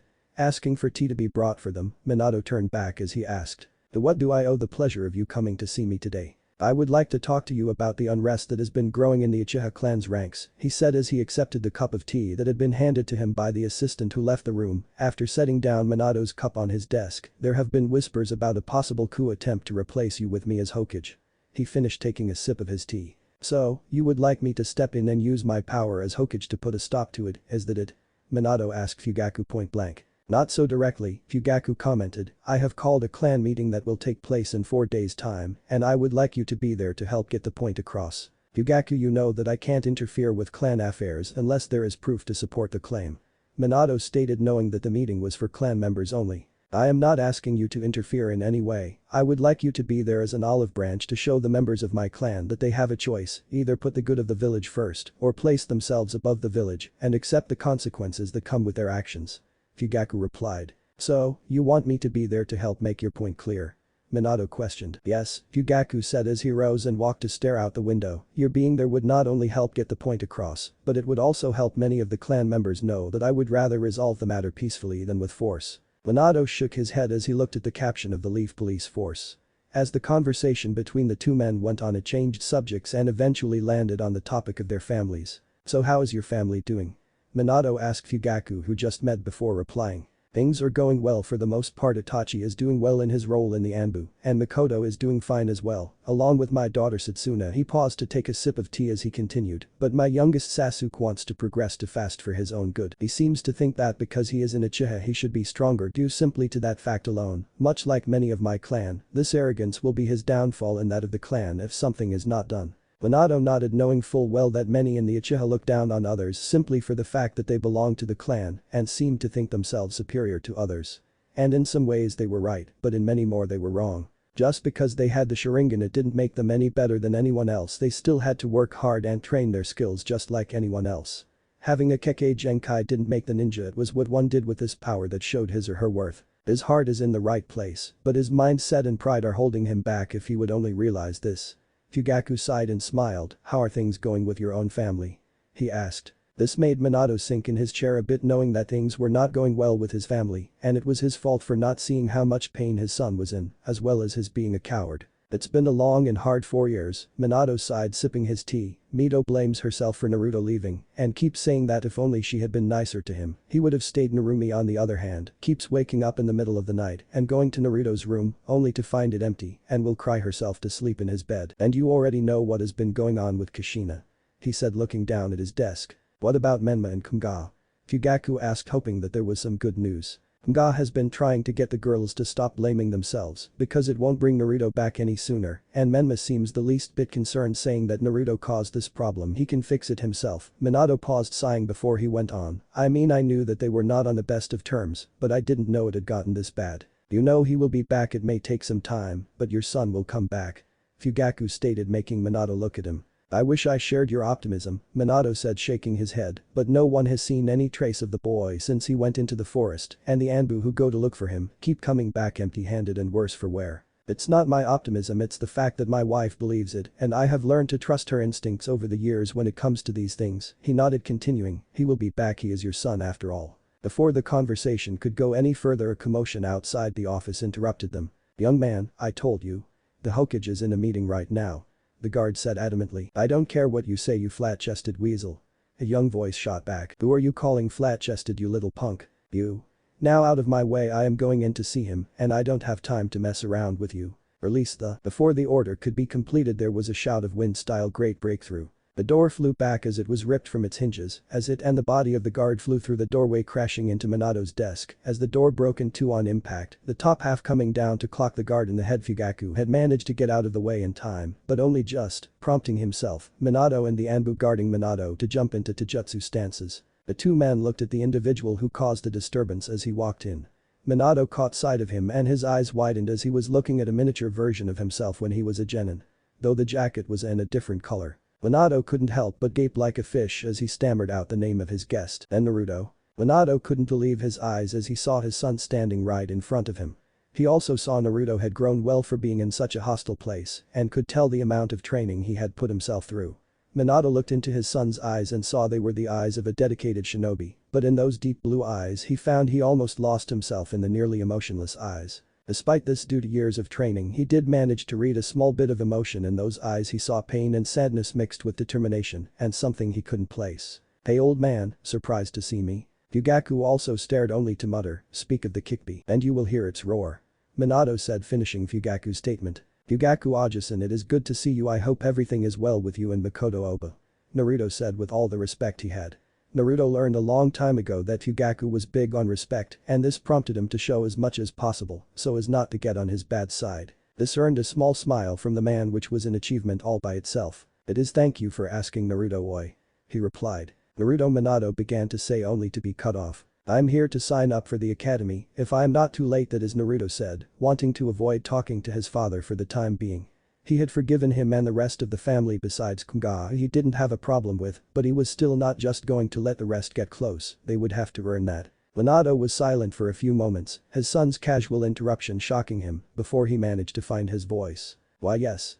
But Naruto, you have to tell me what happened to you in the forest and how no one could find you in there even though we combed the whole forest," he said, hoping his son would open up just a little. I'll tell you once I feel like I can trust you," Naruto said as his blank expression turned into a frown, causing Minato to wince at that and the Anbu to tense. Will you come back home at least?" Minato asked, hopeful that his now estranged son would at least come back to the house. "I might," said Naruto as he looked his father dead in the eyes, "as long you don't try to pry into what happened while I was gone or have me watched by Anbu. I will tell you when I feel you have earned it." Minato sighed and nodded. "Alright. But you should talk with your mother. Your departure washed on her, heck it has been hard on all of us," he said. Naruto didn't even flinch one bit, which caused Minato to worry a bit. However, unknown to Minato, Naruto mentally did flinch at the news. She took it that bad. Kami, I'm such an idiot. Still, I can't trust them yet. They need to earn my trust, he thought as Ku answered him. "And that's why I told you to leave them a note," the new Bijk said while Naruto mentally glared at his partner. "Zip it, moron," he said, and Ku could only sigh. "One of these days, Naruto, you're going to do something that you will forever regret," he thought, being careful as to not let Naruto hear his thoughts. "I'll try to talk with her. But know that she is in the same boat as you. Mito, Narumi and Menma are not off the hook either, but I will try to patch things with them up, however that would be up to them too, not just me," Naruto said while Minato nodded, glad that Naruto was going to try and make things better with his siblings. "I understand that, son," he said as opened a desk drawer and brought a piece of paper and began to write into it. "This note will let you into the class Kanga and the others are in. Give it to the instructor Iruka Yamino, he's a good person. I know you'd want to graduate with the rest of the students your age." Naruto nodded as he approached the desk and accepted the letter from Minato. After he wrote down the instructions on what Iruka was supposed to do, he placed his seal on it and gave it to Naruto. "I'll see you at home later, then," Minato said while Naruto nodded as he turned around and left the office through the destroyed doorway. Minato let out a sigh he didn't know he was holding as he looked at the still out cold guard and the door on the floor of his office. "Please get him and whoever else was hurt outside to the hospital and have some janitors fix the door," he ordered, and the Anbu nodded as they gathered up the unconscious man and anyone outside who was knocked out to the hospital. "I told you never doubt my wife when it comes to these things," Fugaku said looking at Minato with a slightly smug expression. Minato laughed at the statement saying, "I'll have to remember that. I'm gonna have to work hard to get Naruto to trust me again," he thought as he looked back to his paperwork, sighing to himself. "But if things go smoothly, I can atone for the mistakes I made." Mito Uzumaki Namikaze yawned as she listened to her class's instructor drone on and on about the history of Konoha, which she heard 5 different times. It was nice hearing the history of your home once or twice, but Iruka-sensei was a person who made it boring. She felt like she was about to pull her red hair out in frustration if she continued to listen to Iruka's long-winded lectures. Heck, she knew that her brothers and sister had to be feeling the same as her right now. "Sweet Kami-sama, help us all. Please give us a distraction so that we don't have to listen to this torture." At that moment, a knock was heard at the door of the classroom, making Iruka stop his lecture so he could answer the door. "Thank you," Mito mentally shouted with glee as she cried in tears of happiness. However, her expression then turned to surprise as she saw the person on the other side enter and then morph into shock. And Naruto. She couldn't believe her own eyes as she saw standing by the door of the classroom was her brother Naruto. Even though it had been 4 years, she still remembered him. However, this shock wasn't just hers alone, as the other 3 Uzumaki Namikaze siblings had similar reactions. "Excuse me? Is this room 23A and are you Iruka Yamino sensei?" Naruto asked and said. Chinin instructor blinked in confusion. Yes, that's right," Iruka said. "How can I help you?" Naruto walked up toward the academy teacher and handed him the note that his father gave him. Iruka took the note, opened it, and read the contents before his eyes widened, which quickly turned into a smile. "Well, Naruto-san, I must say welcome back from your training," he said. "Well said." Blonde nodded. "Now if you would take a seat next to Letsia. You can sit next to Hinata," said girl. After hearing that, began to blush at that as Naruto nodded and made his way toward the Haiku heiress. "Hello Hinata, it's nice to meet you," Naruto greeted as he sat down next to her. The shy Haiku didn't say anything but nodded her head. Naruto couldn't help but chuckle a bit. "Relax, I won't bite," he said cheerfully as he placed his hand on her shoulder, making her blush like a tomato. Watching this was a boy with brown shaggy hair covered by a hood with a puppy in it, with brown slitted, fang-shaped tattoos and feral features. Growled as he glared at the blonde's actions on the Haiku heiress. This was Kiba Inuzuka, the heir of the Inuzuka clan. When he took one sniff of the blonde, he felt in his bones he was a threat to his role as the alpha male. And this made him feel on edge. He wasn't the only one, as Sasuke Uchiha also felt uneasy by the aura that the blonde was giving. Shikamaru Nara had a look of boredom on his face but in fact was studying Naruto. Shikamaru and his friend Shinji had tried to be friends with the blonde when he had been younger, but now it was like looking at a whole new person. He wasn't the only one studying Naruto, as Shino Aburam was looking at the prodigal son of the Hokage and his friend as he was conversing with another of his few friends. "Okay everyone," Iruka said, "the Hokage has assigned a new student to this class. He has been on a training trip with one of the bodyguard detail. So, why don't you stand up and introduce yourself?" Naruto nodded and stood up. "My name is Naruto Uzumaki Namikaze," he said, much to the surprise of almost everyone there. "My likes are ramen, my friends, and training. My dislikes are hypocrites, abusers, kidnappers and the like. My plans for the future are to become a great ninja and start a family. My dream is to show the villagers and show my family I'm worth something." Mito and Narumi both winced at the statement, hearing that was like a stab to the heart. While Menma just looked at him with slight frown. Kunga on the other hand was smiling to himself that his brother had come home safe and that he was not just lying to his sisters this whole time. Iruka nodded and smiled a bit. "Thank you Naruto," he said. "You can sit down now." Naruto nodded and sat back down as Iruka continued with his lecture. The rest of the school day went by quick as the students left the academy.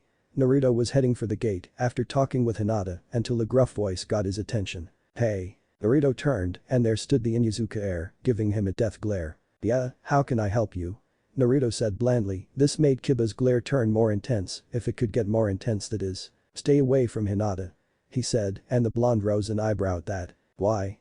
What do you care who I talk to?" Naruto said, and the Inuzuka heir's face became red with anger at that. "Just shut up and stay away from her," he shouted and attempted to march at him but stopped and became unnerved as the look in Naruto's eyes made him feel as if he was looking into the eyes of a predator. "I wouldn't shout at me if I were you," he said warningly in a somewhat too calm, "I don't take kindly to people who try and attack me." The Inuzuka just glared at Naruto before giving a humph and storming off.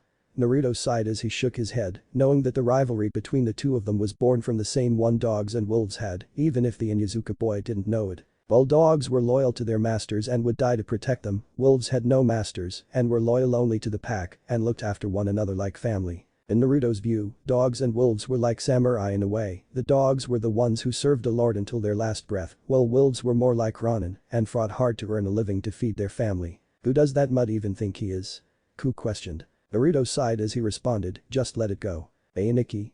Naruto blinked as he looked and saw his sisters Mito and Narumi approaching him with a nervous looks on their faces, like if they said the wrong word, he would hit them. But Naruto wasn't the type of guy to hit a girl, least of all his own twin sisters. "Yes Mito Amato?" he asked, and his twin sisters both fiddled with their hands before one managed to speak up. "An old yowl you like to," Narumi tried to say but was cut off by Naruto. "Walk home with you too." He finished for her and they nodded as both of them looked to the ground. Naruto sighed as he shook his head. "Why not?" Their heads perked up at this.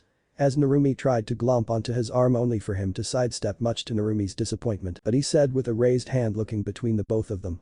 "I want you both to know that you are going to have to work to regain my trust, don't think that things are going to be fine right away." They both deflated somewhat at that as they both knew that they had been part of the reason he had left, but this time they didn't feel like he was a stranger. In fact, that feeling that they would always get was almost all but gone.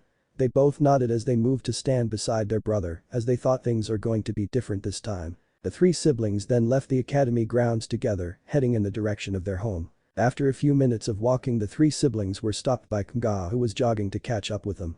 When he reached them, he looked at Naruto. He was so different, but at the same he was the same as when he left. Kunga had some things that he needed to say and he didn't want his sisters around to hear what he had to say. "Hey, can you two give us a minute?"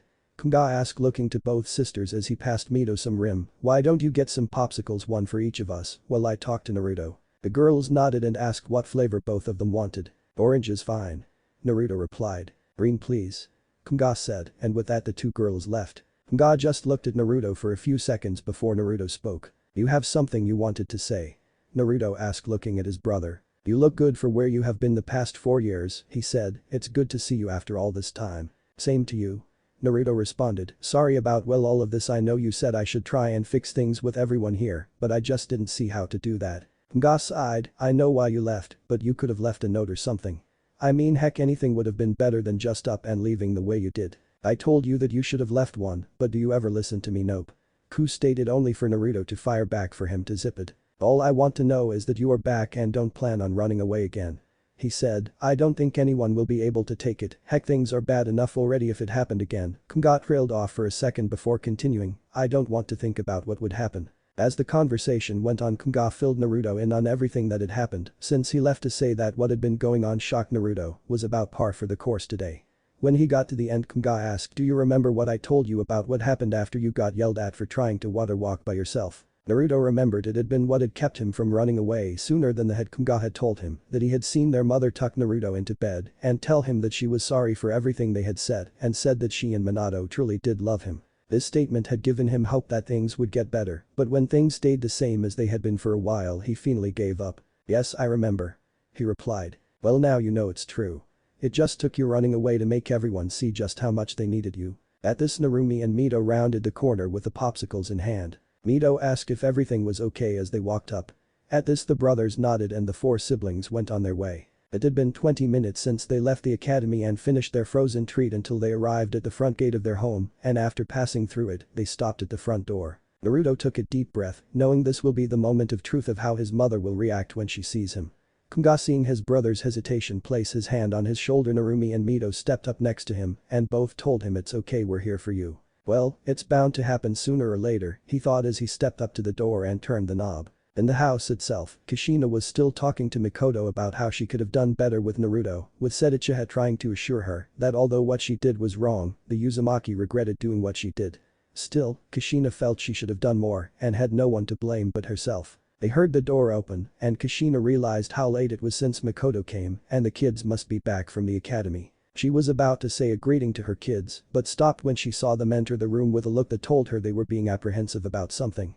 Mikoto noticed it as well as she blinked in confusion. "Hey Ka-chan," Mikoto Mito said nervously, now making the two women more confused. "Mito? What's the match?" She stopped as her eyes widened as she spotted someone else come out and stood beside them. A person who Kushina never thought she would see again, now grown up and dressed like a true shinobi. The same blonde, red-tipped hair in the same style as her husband's, cerulean blue eyes, and 6 whiskered-shaped birthmarks, 3 on each side of his face. Mikoto was in the same boat as Kushina as she saw her best friend's son, now standing right here in front of them, standing next to his sisters and brother. She had been telling him that he would come home, but to be here when he did almost seemed poetic in a way. Kushina, who had tears about to spill from her eyes, took a shaky step forward. "And Naruto?" she said, her voice barely above a whisper as she slowly began to approach her son. Is it really you?" Naruto didn't say anything, but as he looked at his mother, he saw that his father and brother were right. His leaving really did hit her hard, as the shadows under her eyes showed that she hadn't slept well for a long time and she looked a little thinner than usual. Not to mention the slightly visible scars on her wrists. Asachi, he heard her sob, and when she was close enough, her tears began to freely fall, hand placed on her mouth as she raised her other one shakily to her son's face and began to caress it. My baby." Naruto didn't do anything to stop her as he let her touch his face. His trust with her was shaken, but he could at least give her some comfort. Naruto had made the decision long ago that he would not be an asshole, but he wouldn't make it too easy for his family to earn his forgiveness. He then gave a sigh as he looked at his hopeful mother's face, who was praying that it wasn't a dream. "Hi, Ka-san," he said, with his voice being neutral. "It's me." That did it, as Kushina enveloped her son in a tight embrace. Knowing she needed closure, he stood there letting her have this. "Ka-san, I know you don't want to hear this from me, but I can't trust you and the rest of the family yet," he said, while Kushina just shook her head as she held onto him, never wanting to let him go again. "It doesn't matter," she said, "you're back home and that's all that matters." Naruto blinked at that, but a small smile formed on his lips as he let Kushina hold him. A part of him was actually happy as he felt that this hug was one full of love. Unknown to them, Ku was watching the whole thing and he couldn't help but smile as he also felt the love Kushina had for son through Naruto. He knew it will take a while, but from what he saw of his father's memories, Kushina was a determined woman and will do anything in order to win her son's trust back. "You should be happy, Naruto," he thought. "Even though she neglected you, she still loved you like any mother would. Don't screw it up." Ku continued to watch as mother and son were reunited once again. Within a few days of Naruto's return, the whole village was abuzz talking about how the runaway son of the Hokage had returned home. This news caused several stirs of excitement among the villagers. One such stir was headed to the Hokage's office door as it was slammed open and 3 well-known ninja, 2 of which rushed in, while the third calmly walked in. "Is it true, he's back?" 2 of the 3 people now standing in the Hokage's office blurted out as Minato put down the document he had been reading to look at them. Smiling, he addressed the 3 Sannin who were standing before him. "Yes, Naruto came home just the other day and has been enrolled in the academy class that his siblings are in." Minato said, much to the surprise of Jiraiya and Tsunade, while Orochimaru stood there silently contemplating the whole situation and its possible outcomes. You really think he will be able to keep up with the rest of the class? Jiraiya asked, looking at his former student. I mean, it's not exactly like he has had anyone to teach him this whole time he has been gone. I want to see him check and make sure that he doesn't have anything that he could have caught while in the forest, he could spread it to the other students. Tsunade stated. Naruto is fine, he has been around the other students for a few days, and nothing bad has happened, no one has gotten sick, and all seems to be going as well as can be expected.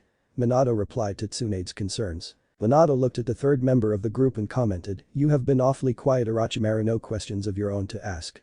Minato questioned the Snake Sage. Questions, yes, but not for you, more so for Naruto. The Snake Sage said, his eyes not really focused on anything. Well, that is going to be a bit harder than you think, he has been very tight-lipped even around us about what happened while he was gone. Minato stated, much to the surprise of the other two Sannin. So, he still hasn't opened up to anyone since he got back? Jiraiya asked, seeming a bit worried about how his eldest godson was as he saw it closing himself off to the rest of his family. Well, what do you expect when the boy has been ignored by practically everyone in the village, since he was 6, us included? Tsunade said with a bit of sadness on that last part. He has not been totally closed off, he and Kunga are still close, as are the other few people who have been there for him over the years, but I don't think he has said much to anyone at all about what happened. Minato commented, making the rest of them wonder what was going on inside the young boy's mind. It had been a few months since Naruto returned home and entered the academy as a student. But ever since that day, he had been described as average compared to many of his peers at the Ninja Academy by the instructors. He was seen as somewhat of an enigma by many of the teachers. He was the eldest son of the Hokage, yet he was only slightly above average. This puzzled the instructors. Why was someone who was supposed to have been training for so long be so average? Several of the students who were labeled above average, such as Sasuke, thought that it was strange too. Even his sisters, who were up for top Kunoichi of the class, thought it off. In several of the sparring sessions that were held to test the students' abilities in Taijutsu, those who fought Naruto felt like he was holding back. But if that were true, what could he be holding back for? As for his relationship with his family, he had been slowly but surely opening up to them as they decided not to push him to tell them what had happened in the forest. This fact had been a plus. Another had come from his mother, who was very determined to win back his trust, as she had made sure his room was well taken care of. She also bought some replacement equipment for him from a ninja surplus store outside of the village and dealt pain to a few shinobi who tried to pull a fast one. He said it wasn't needed, but Kushina told him that she will continue to protect him like she was supposed to, no matter what age he was. His sisters, while nervous, managed to serve as informants, telling him who to trust and who not to trust in the Ninja Academy, mainly the students and some teachers. One of the academy students he was told to look out for was of course Sasuke.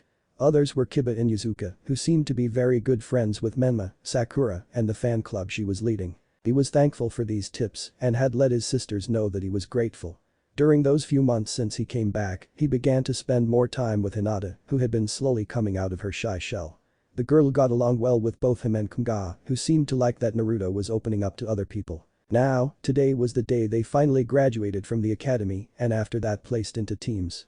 He was sitting next to Hinata, who was trying not to stare at Naruto, as the two of them and their classmates were waiting for their sensei to arrive, with many of them being loud. Of course, that ended when Iruka came through the door and told the students to shut up, putting a minor amount of killing intent behind it. Naruto could only grin. He had only known the man for a few months, but he had already warmed up to the Chunin Academy instructor. He may act like a tough teacher, but he cared about his students greatly. Okay, now that I have your attention, it's time to go through the final exam before you graduate. You are to do 3 of the academy basics and if possible perform a bonus jutsu you may have learned over the course of your time here. Iruka said and picked up a clipboard. When you hear your name, you will head to the next room and be examined to see if you pass. Alright, first up. And so, the process of testing of who will become a ninja and who will not began. As one by one the students we called to the next room and came back with only a few without their hit I-8 and a disappointed look on their faces. Soon, after seeing Hinata, Menma, Mito, and Narumi returned with a headband of their own, Naruto's name was called and the young Jinchuriki stood up and headed to the other room. When he entered the room, he spotted Iruka, along with another, white-haired, Chunin named Mizuki, the latter of whom Naruto didn't trust in the least, since he caught the suspicious academy teacher sneaking leering glances at his sisters and Hinata. His thoughts were cut off as Iruka spoke up. Okay Naruto, just do the academy 3 and a bonus jutsu if you can. He said, and Naruto nodded before speaking. Before I start Iruka-sensei, I have a problem performing the regular clone jutsu, so is it alright for me to make a substitute in light of that? He asked. This made Iruka blink before he nodded. With that, Naruto performed the substitution jutsu, the transformation jutsu. Finally, after placing his fingers into a cross-shape hand sign, he performed the shadow clone jutsu, which greatly surprised both Iruka and Mizuki. Great job, Naruto," Iruka said, and Naruto nodded before he began to perform another pair of hand seals. After making the hand signs and putting in as little chakra as possible, Naruto called out the name of his jutsu. Wind-style great breakthrough. With it he blew out a gust of wind from his mouth into the room. Although it wasn't very strong, it was enough to force the two Chunin to cover their faces while catching flying pieces of paper. After the gust ended and the two mid-level ninja gathered up all the papers, Iruka took a deep breath to compose himself. "Well done, Naruto. You passed. Come and get your hit I-8 and return to the homeroom class," he said, and Naruto nodded as he walked forward, picked up a dark reddish almost black clothed hit I-8 and wrapped it around his head. After giving a bow to the two Chunin and left the room back to his classmates. When all was said and done, the students who were given their hit I-8s were congratulated, while those who didn't were told to try again next time. After Iruka was done with his speech, the students filed out of the classroom and made their way home. Naruto, however, was sitting on the swing outside the academy, thinking about what to do now and who would be placed on his team. His thoughts were interrupted, however, when his eyes caught his sister Narumi following Mizuki away from the crowd and began to have a conversation. Curious as to what they were saying, Naruto got close enough to listen in on what the two were talking about. His eyes narrowed when Mizuki talked about her stealing the forbidden scroll of sealing. Narumi's eyes widening a bit, which he recognized was fear. He also managed to catch the supposed meeting place in the forest just outside of the village. Naruto had unnerving vibes about Mizuki since day one, and because of how he looked at some of the female students. This screamed two words: deceiver and arrogant. His sisters had the same type of feelings, but unfortunately weren't aware of just how shifty he was. "Are you thinking what I'm thinking?" he asked his partner. "Yeah, I bet anything that creep is setting your sis up," said Ku. "I think it's best we keep an eye on her," Naruto said. "We'll see what Mizuki has planned." Little did Naruto know that there was another person listening in as well. Kunga, who had seen Narumi walk off with Mizuki, had also thought that the guy was a creep and had gotten the same vibe Naruto did from him. But to think that this guy would betray his own village, Kunga couldn't believe it, or that this guy would dare to try and use his sister as a scapegoat. "This guy is going to be dead meat when we get through with him," Kunga mentally stated, only for a female voice to sound in his mindscape. "Oh, don't worry, when we get done with him he is going to wish he was dead," said female voice calmly stated. It just so happened that Naruto and Kunga ran into each other when they arrived at the location Mizuki had stated for the meet 15 minutes earlier than Narumi. The both of them were about to ask what the other was doing here, only to have the same words come out of their mouths. At this, the two brothers nodded, not needing to say any more, as they took up positions to wait for that bastard Mizuki to show his traitorous face. Narumi stepped into the clearing with a scroll of sealing strapped to her back and saw the small shack Mizuki had said would be here. She walked over to it and took the scroll of her back. With nothing left to do, she leaned the scroll against the shack and waited. "So, you made it. That's good." Narumi snapped her head in the direction of the familiar voice and saw Mizuki standing there with a sick grin plastered on his face. Narumi glared back at the treacherous Chunin. "You can have this after you tell me," the red-headed girl shouted, while the white-haired traitor just chuckled. "Of course, my part of the deal of why you and your family and most of the village neglected your piece of shy," he began to say before he was cut off as the girl snapped at him. "My brother is not a piece of shit, you asshole," Narumi shouted, and Mizuki groaned in annoyance. "You know, I hate interrupting brats," he said while Narumi's grip on the scroll tightened and she thought about trying to run. "As I was saying, the reason why your family began to neglect your dear brother," he said the word brother like it was a bad taste in his mouth, "was because of a genjutsu that was placed on the village before you and your siblings turned 6. It was all planned by my master to make that little punk hate you, your parents, and the entire village of Konoha." He then sighed in annoyance. However, that plan backfired due to the fact that the genjutsu seemed to not work on some people like your brother Kunga. Not only that, but instead of hating the village, the boy ran into the forest of death to train and came back 4 years later. Narumi's eyes widened at this. So, it wasn't their fault that Naruto was neglected. But someone tried to force her brother away. She gritted her teeth in anger at this info. "Who placed the genjutsu? Tell me," she said, before she drew a kunai and aimed it at the scroll, making the Chunin's eyes narrow dangerously. "Or I'll cut this thing into this scroll to pieces and it will be useless." The Chunin said nothing at first, before grinning again. "Now you wouldn't do that," he said before he rushed the surprised girl and grabbed the hand with the kunai and backhanding her to the ground. "Now that I got what I came for, I don't need you anymore," he said as the grin got bigger and more menacing. "But first, I'm gonna have some fun with you." He then dropped the scroll and began to walk closer to the dazed girl and reached his hand out to grab her, only for a pair of fists to smash right into his face and send him flying into a tree. The two Uzumaki Namikaze brothers looked to see that Narumi was alright. Shaking her head, Narumi looked up and saw her brothers were here. "Nga, Naruto nai." Narumi said, thanking Kami that her brothers had saved her life. "What are the two you doing here?" Mizuki growled. "Hey, Mizuki team, I see you enjoy making people's lives as miserable as always." Naruto taunted. "Shut up you damn bastard." He shouted as he grabbed a Fuma shuriken on his back. "I'm gonna enjoy killing the two of you, to hell with what that mummy says." Naruto and Kunga quirked an eyebrow at that. "Mummy?" they thought as Mizuki began to spin the massive shuriken in his hand as his face began to show signs of slight insanity. "Now die." Mizuki shouted as he launched the shuriken at the brothers, who dodged the incoming projectile as both of them bit their thumbs and made a similar set of hand signs, swiping blood on their palms and slamming their hands to the ground, shouting in unison summoning jutsu. At this, two plumes of smoke exploded, and when they cleared, a large grey wolf with a white stripe-like pattern going down its back and a black fox with 4 white-tipped tails stood next to the brothers. Narumi gasped as she saw this and looked on with shock as her brothers rushed Mizuki now with feral backup. The four fought the Chunin, who was supposed to be better than them, but with these numbers, it would be hard for anyone to fight back. Both Naruto and Kunga fought the Chunin traitor hard and were in a way kicking his ass. After the two brothers sent Mizuki flying through the little shack, Naruto and Kunga looked back at their sister as Kunga dismissed his summon with a word. Naruto looked to the wolf and said, "Stay with her." The wolf nodded, and with that said, they took off deeper into the woods after Mizuki. Narumi was watching her brothers head into the woods after the traitor, all the while thinking how her brothers had managed to get access to summoning contracts. However, before she can ponder this, a voice called out, "Narumi-chan." Narumi turned and saw her mother coming toward her. "Ha-chan," she said, happy to see her, only for her brother's wolf to get in her way and growl at her. Kushina stopped dead in her tracks as the summoning wolf guarded her daughter, only for Narumi to speak up, "Please don't hurt her, she is my mother." Kushina looked at the summoning wolf and pleaded, "Please, she's my daughter." The summoning wolf went up to Kushina and sniffed her scent, and when it seemed satisfied it looked at her and then gave a nod of his head and slowly back up only a few feet, just enough to let her know that if she tried anything funny, he would tear her apart. Kushina finally reached her daughter before embracing her as Narumi shed tears. "Ah-chan, I'm sorry, didn't mean to." Mizuka, she said, only for Kushina to hush her and telling her it was alright before she broke the embrace and made her daughter look at her with a look on her face that was firm, but Narumi could see in her eyes that her mother was planning to kill her former academy teacher. "Where is Mizuki?"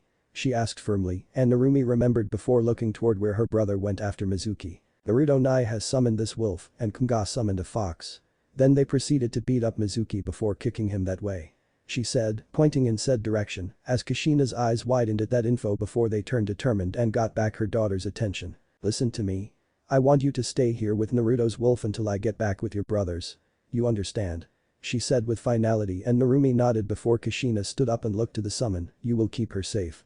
she asked, to which the summon nodded and spoke. "With my life." Kushina thanked the wolf before she went running in the direction that her sons along with the white-haired traitor went, praying that her sons would be alright. Mizuki grunted as he slammed, back first, against a tree. The traitor's body was covered in bruises, cuts, and bite wounds, with one of his eyes swollen shut. "This is ridiculous. They're supposed to be wet behind the ears, genin. Yet I'm losing horribly to them," he thought in rage as Naruto stood on a tree branch looking down on the Chunin traitor while Kunga was perched on the branch just below his brothers. Mizuki growled as his unswollen eye glared at the two teens who had been kicking his butt. "TFT. And you call yourself a Chunin?" Naruto said mockingly. "You're a pathetic waste." "Shut the hell up, you brat," Mizuki yelled back as he tried to stand. "Seems like he still has yet to learn his lesson," Kunga commented. "I said shut up." The fallen Chunin roared as he pulled a kunai from his holster in a vain attempt to try and kill the two brothers. However, unseen to Mizuki, Naruto had created two shadow clones, one of which appeared and connected a knee to Mizuki's stomach, forcing the white-haired traitor to gasp in pain before he was kicked into the air by another Naruto clone. As the two brothers now appeared, Naruto above and Kunga with, Naruto sent a hard right to Mizuki's solar plexus, sending him hurtling down to the floor of the woods, only for Kunga hit him hard with a boot to the back, sending the traitor into tree front first and collapsed to the ground, not getting up. Naruto looked at the form of the traitor and could see he was still alive, albeit barely. "Okay, we may went a little overboard," he said as he dismissed the clones, walking over to Kunga. Kunga just chuckled, saying he had it coming. "I have to admit, not bad for a pair of beginners." Naruto blinked at his Bijk's words before his own eyes widened and he snapped his head around and his heart sank to his stomach. Kunga, expecting another enemy turn, only to mirror his brother's expression. There, standing with a shocked expression on her face clad in her Jonin uniform, was their mother. "Oh snap," they both thought. Naruto and Kunga remained frozen as their mother, who still had a shocked expression on her face, looked at the two boys.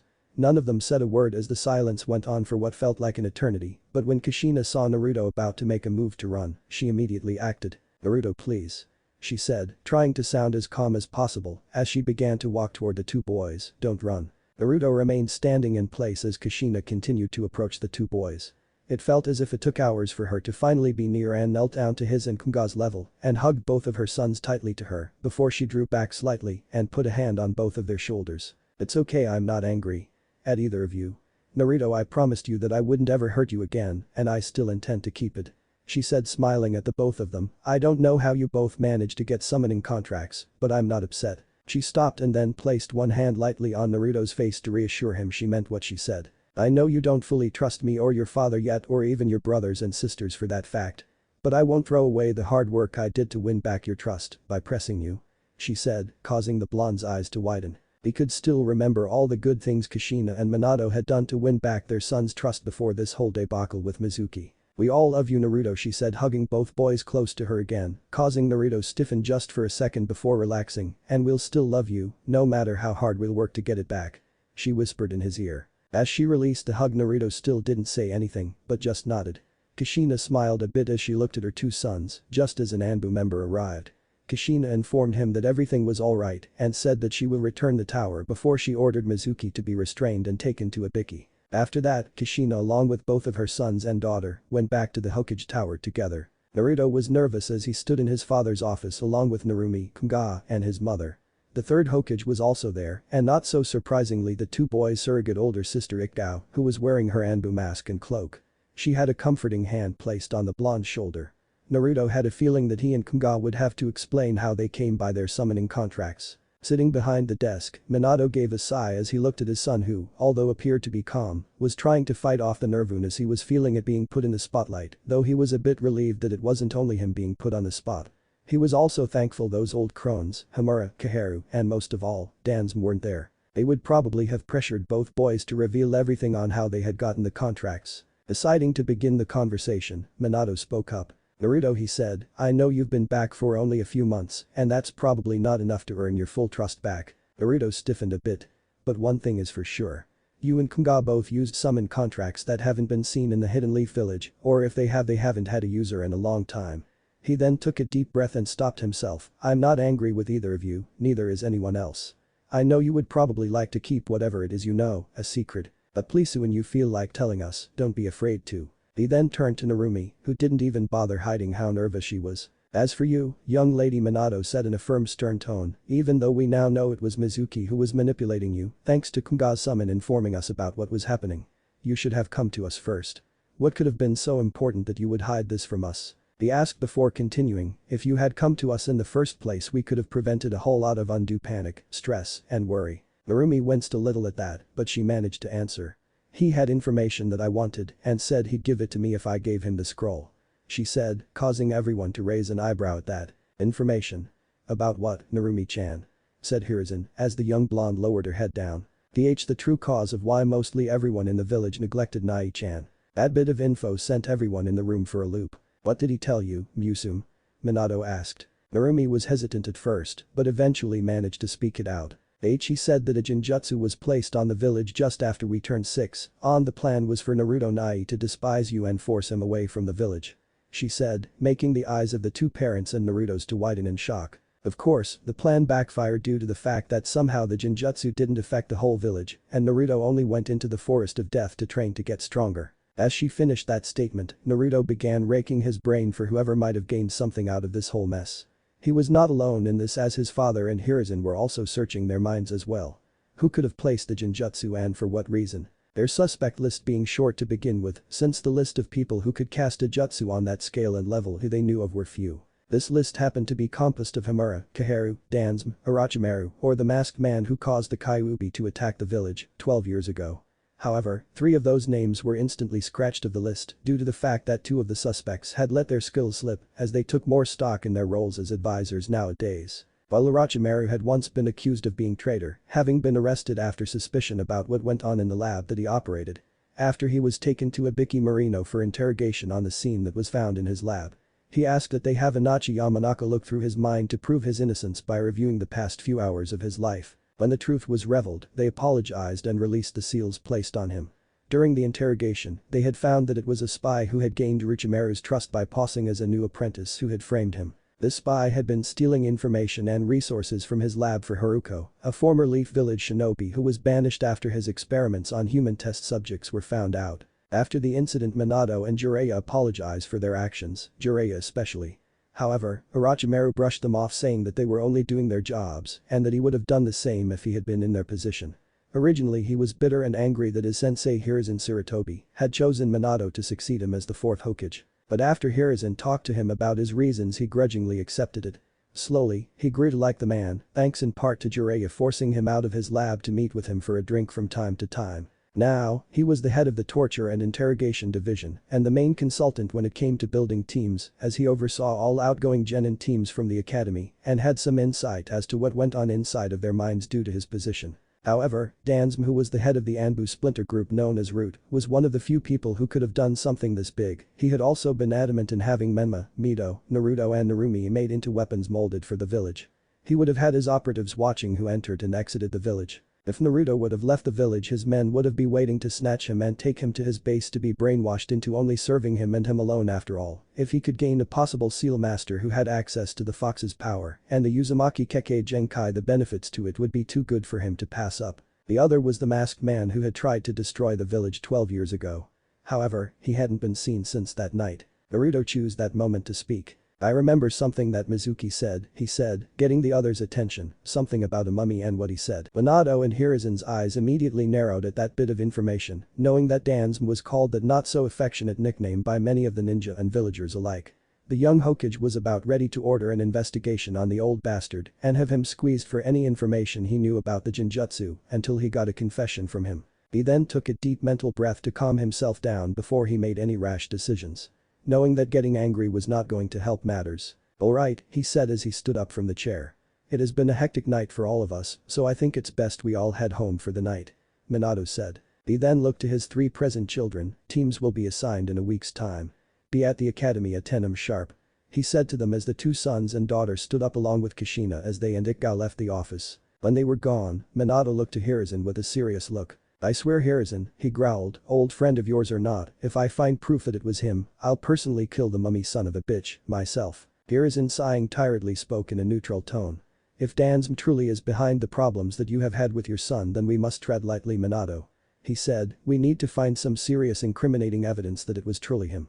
In order to do that, you must read his next move, and when you have him cornered, only then do you strike." Minato nodded at the advice of the former Kage.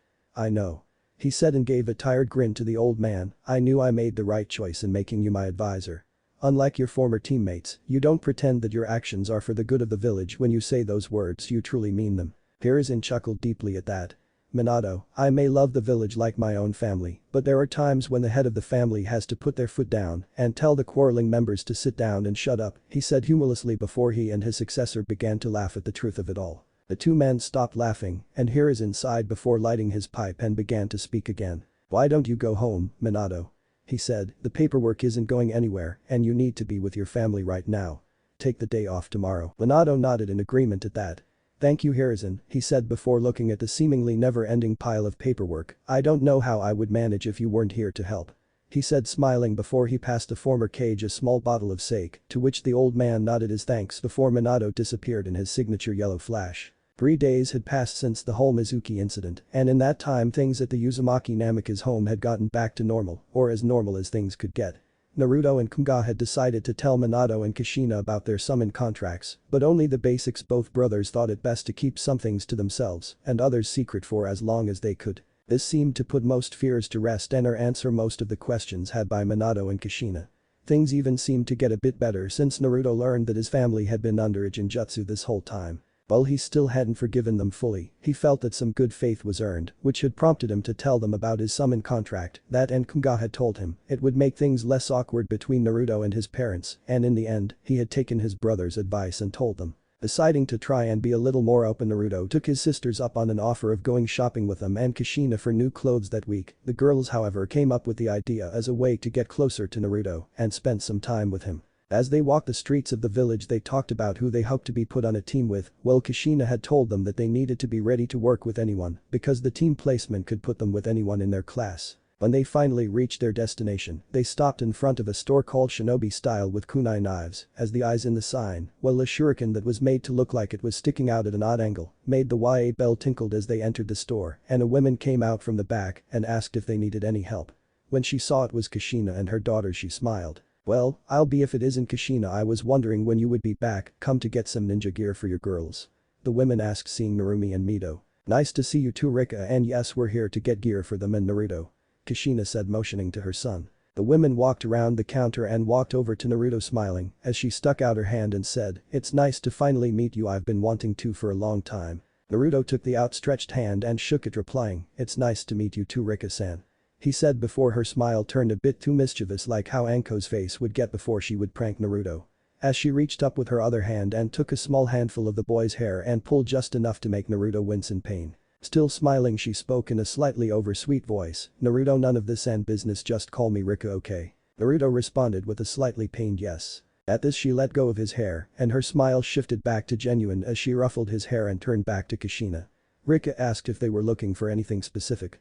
Kushina smiled and replied, "We need to get clothes for both Naruto and the girls." Rika caught the fact that she had singled Naruto out by name and that the girls were smiling as they looked over some of the clothes in the store.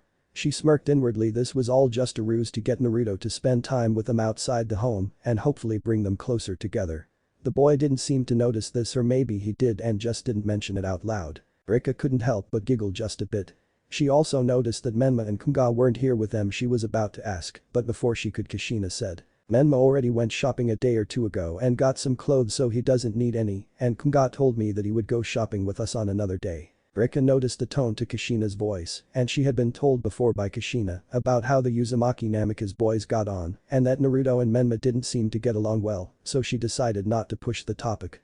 Kushina was trying to keep her sons from having a fight and to help bring her estranged son closer together with her and his sisters. Rika had been one of the people who had not been totally affected by the Jinjutsu, however she had never made an effort to talk to the boy as he had never come in her shop till one day when he was looking in her shop window for a second when she went to ask him if he wanted to come inside and browse, the boy was gone.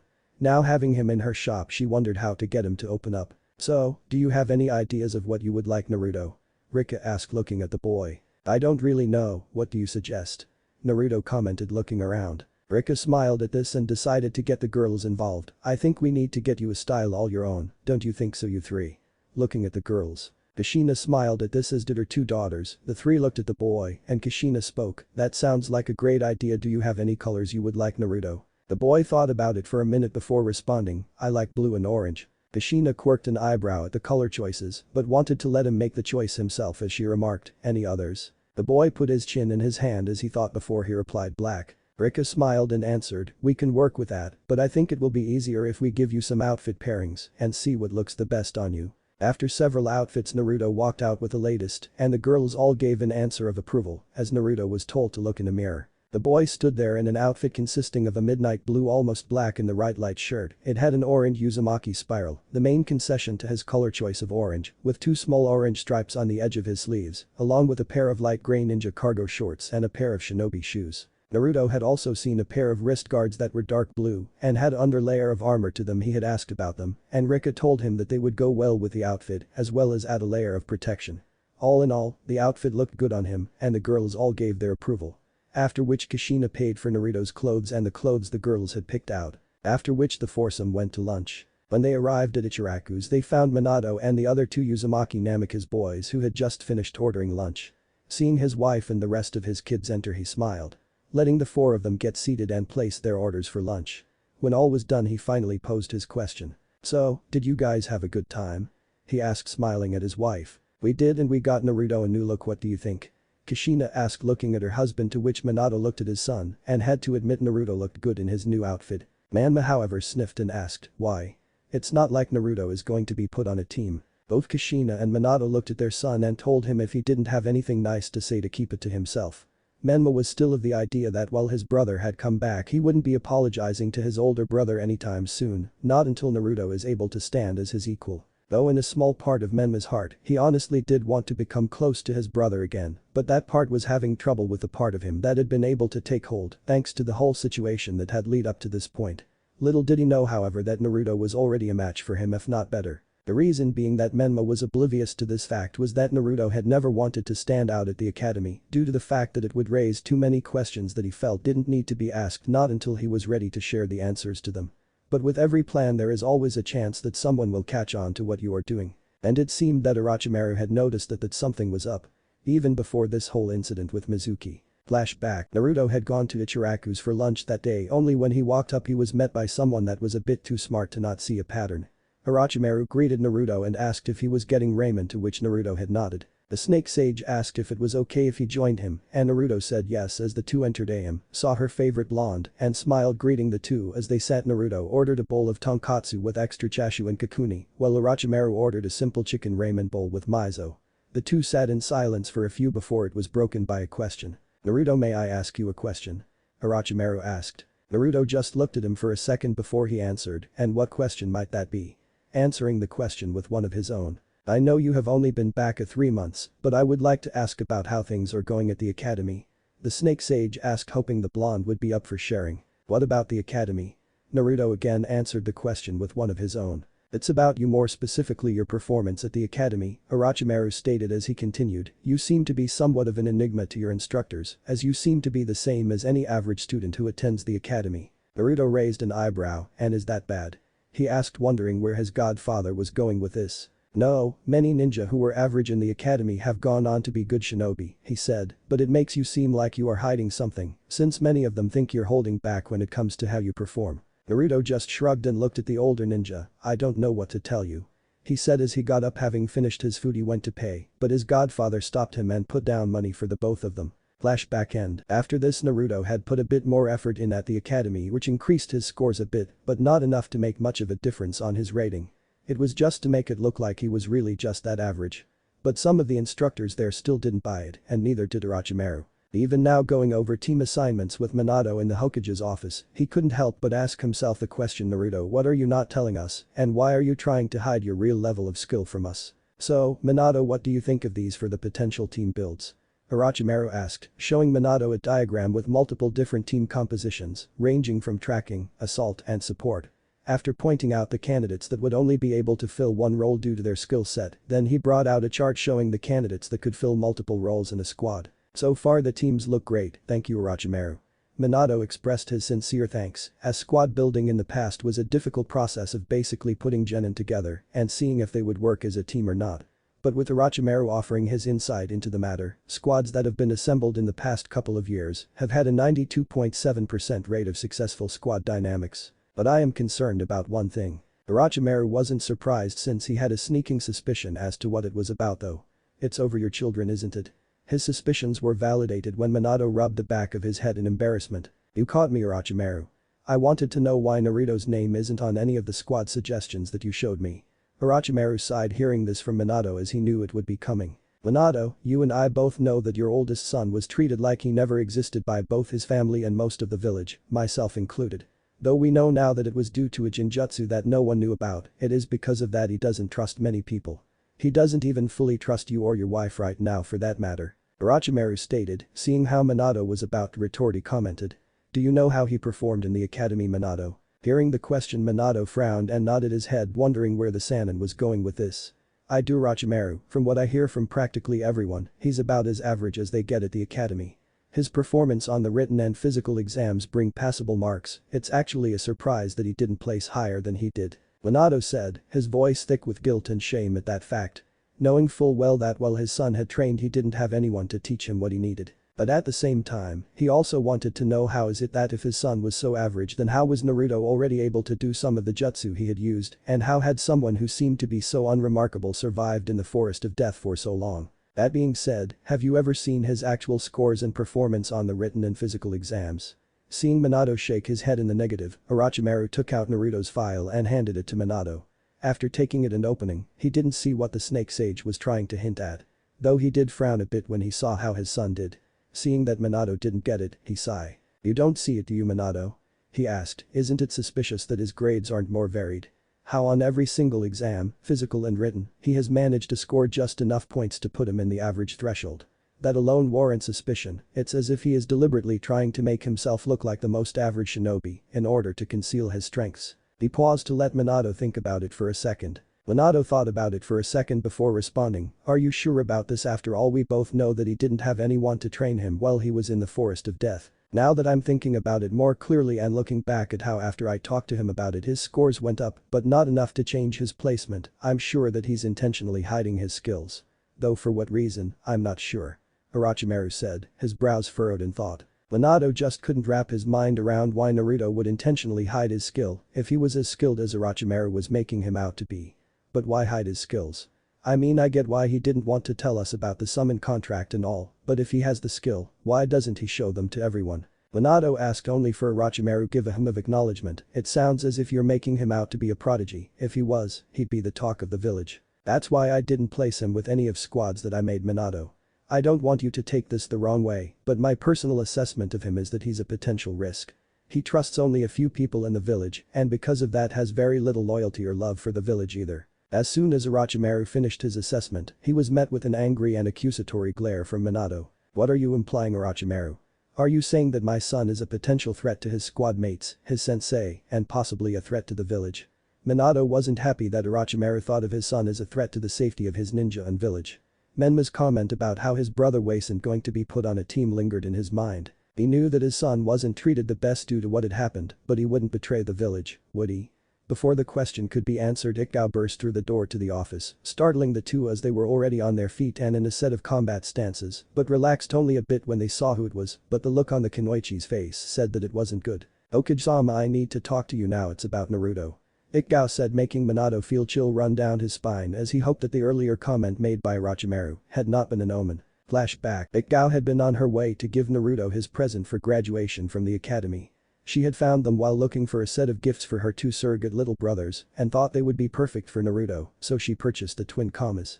The pair were one of a kind since they were also chakra blades, and the craftsmanship and detail on them was beautiful. She had already given Kunga his gift earlier, which had been a custom wakizashi that was also a chakra blade made by the same smith. And she wanted to make sure Naruto got his present. Heading for the one place she knew he would be since no one else knew where he was at the moment, she soon found herself at the special training spot that both Naruto and Kunga used when they wanted to train by themselves or just be alone. She had found the spot by tracking Kunga from a distance as to not be spotted and or picked up by him with his sensory abilities if he had any. When the boy had stopped, he had come to the clearing that she was headed for. Now she had found Naruto waiting for his brother and the two engaged in training, which had provided the perfect cover for her slip away by. Remembering the route to the spot, she soon found herself landing in the clearing. Only when she got there she was greeted by two voices, one that she knew to be Naruto's and one that she didn't recognize at all as they talked. She only caught the last bit of the conversation before Naruto had asked for the women he was with to sing. She gave him a look before sighing as she said okay. Ikao stilled as the women began to sing so beautifully it could have hypnotized anyone who heard her, it seemed. As she heard the song, Ikao could almost have sworn that she heard the music to the song playing as the woman sang. "Hush, child, the darkness will rise from the deep and carry you down into sleep. Child, the darkness will rise from the deep and carry you down into sleep. Son, I'll shape your belief and you'll always know that your father's a thief and you won't understand the cause of your grief, but you'll always follow the voices beneath. Loyalty, loyalty, loyalty, loyalty, loyalty, loyalty, loyalty only to me. Son, your spirit will hate her, the flower who married my brother the traitor, and you will expose his puppeteer behavior, for you are the proof of how he betrayed her loyalty. Loyalty, loyalty, loyalty, loyalty, loyalty, loyalty, loyalty only to me. Hush, child, the darkness will rise from the deep and carry you down into sleep. Child, the darkness will rise from the deep and carry you down into sleep. Son, each day you grow older, each moment I'm watching my vengeance unfold, for the child of my body, the flesh of my soul, will die in returning the birthright he stole. Loyalty, loyalty, loyalty, loyalty, loyalty, loyalty, loyalty only to me. Hush, child, the darkness will rise from the deep and carry you down into sleep. Child, the darkness will rise from the deep and carry you down into sleep. When the song was finished, she heard Naruto comment that the women had one of the most beautiful voices that he had ever heard. As said women thanked him for the compliment. Ikao got close enough to see that Naruto had his head resting on the woman's leg as he lay on his side, with the two of them sitting next to the stream that wound its way through the area. Not wanting to startle them, Ikao used the body flicker technique to leave and race full speed to get to the Hokage's office. Then flashback, after reporting about what she had seen, it came as a shock when Minato's reaction was a bit underwhelming. Minato took in the knowledge about his son being with someone Ikao didn't recognize. However, that song he did recognize. It was a lullaby from a story Kushina would read to the kids when they were little. It was a fairy tale story. Minato also knew that Kushina had hummed and even sang that lullaby to the kids many a night when they couldn't sleep or were scared. If it wasn't his wife who was singing, then who was this woman? While he was mulling this over, Orochimaru thought about what had just been shared and if this woman was a treat to the village. Then an idea struck him and he decided to voice it. If we have Inoichi take a look at Ikao's memories, we can see who this person is, and if your wife or you know her, Minato. Very well, I will get Kushina and bring her here. Ikao, if you would be so kind as to retrieve Inoichi so we can determine what to do about this. Minato said, to which Ikao nodded her head and vanished again using body flicker. An hour and one mind walk later, whoever this woman was, none of them knew her, and that she was someone either Naruto knew well or she was playing him for a fool. However, Minato doubted the second of the two, as he knew very well that his son, while distant, had a way of knowing when and when not to trust someone. Also, Minato felt that if he didn't trust his son, it was almost in a way betraying all the work he put into trying to get back his son's trust. After having learned all they could from Ikao's memory, Minato told Inoichi he could go home. Minato offered to take Kushina home, but she told him she needed to think and the walk home would help her do just that. Now it was just him, Orochimaru and Ikao in his office. Seeing that Minato was feeling conflicted on this whole matter, not to mention trying to figure out just what his son was doing and who the woman was, Orochimaru decided to relent. Minato, I'll assign Naruto to a squad on the condition that. Before he could finish his statement, Ikao interrupted saying, please Hokage-sama, I would like to be the sensei for Naruto's squad. Minato and Orochimaru blinked at the sudden outburst, but the idea appealed to Minato, he had to admit. It would be a way to keep an eye on his son and also help make him feel at ease by being around someone who he knew well. Orochimaru would have preferred to put Anko in charge of Naruto's squad, as she would be able to report on his mental state just from observation alone. The only others capable of this were himself, Jiraiya, Tsunade, Ibiki, and Shizune. But he didn't think that they should be removed from their posts for one genin, even if that genin is possibly unstable and the Hokage's son. But he did have to admit the idea of making Ikao Naruto's team sensei would be beneficial for several reasons. I know Naruto better than most in the village and can assess his mental state firsthand. I will be able to see if anything is amiss. Ikao stated, pushing for Minato's approval. Well, I think it could work if you think it is a good idea. Orochimaru stated. Minato thought about the situation deeply. On one hand, he wanted to trust his instincts that his son wasn't a threat, but considering what Orochimaru said about him trusting only a few people in the village was undoubtedly true, as he knew the list of people and it was a short one. Eventually he had to place his village over his son, as much as it pained him to do so, but he would do it his way. Alright Ikao, but I want to make two things clear. First, there will be no favoritism towards Naruto. Seeing a wry smile on her face as he paused, he could only hope that this decision doesn't come back to bite him in the ass. After all, Ikao and Anko were good friends and shared some of the same hobbies and tendencies. Second, if anything is amiss, even if it seems trivial, don't hesitate to bring it to my attention. Am I clear? That smile never left Ikao's face as she replied, 100%. Well, now that we have that settled, let's rebuild the squads then. Starting with the ones who have the most flexibility in regard to possible positions.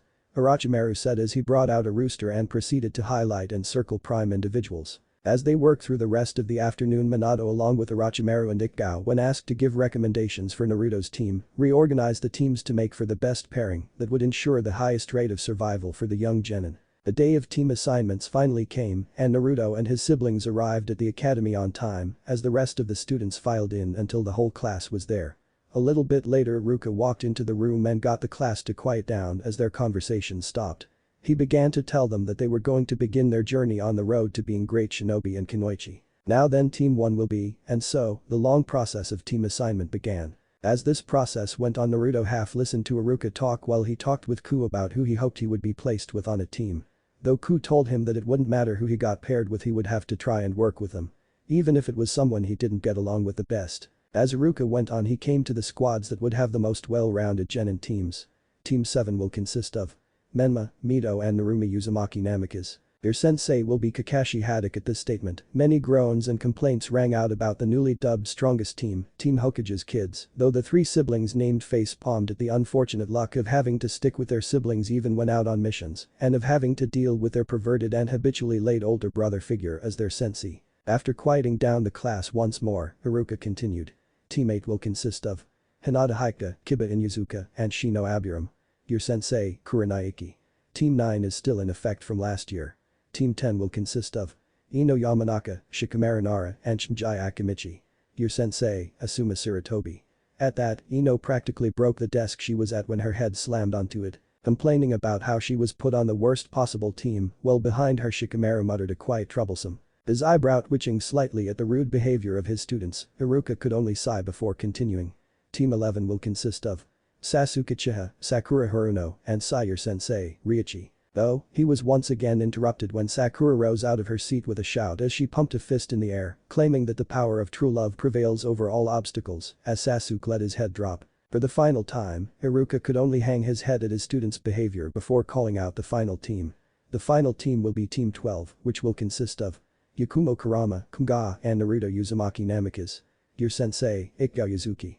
Iruka then announced that their sensei would be coming to pick them up soon. That caught Naruto by surprise as he wondered if his dad had done this on purpose to keep an eye on him, or was it his dad's way of trying to help him out. White seemed to fall over the room as several of the other students looked back at Naruto before they along with the rest of the students got up and moved to group up with their respective teammates. As Iruka left the room, conversations broke out among the small groups. As Kunga slid over a seat to sit beside his brother, a girl with brown hair braided on one side and light brown eyes approached the two. She wore a stylish but functional purple kimono-style top that had the sleeve on the left cut short, while the sleeve on the right was longer around the shoot at her waist, was a pink sash and a blue skirt underneath. She wore red mesh leggings and a red mesh shirt. "Hi, I am Yakumo Kurama," she said, giving a slight bow as she continued. "It looks like we are going to be teammates." Naruto and Kunga both nodded and asked her to sit next to them.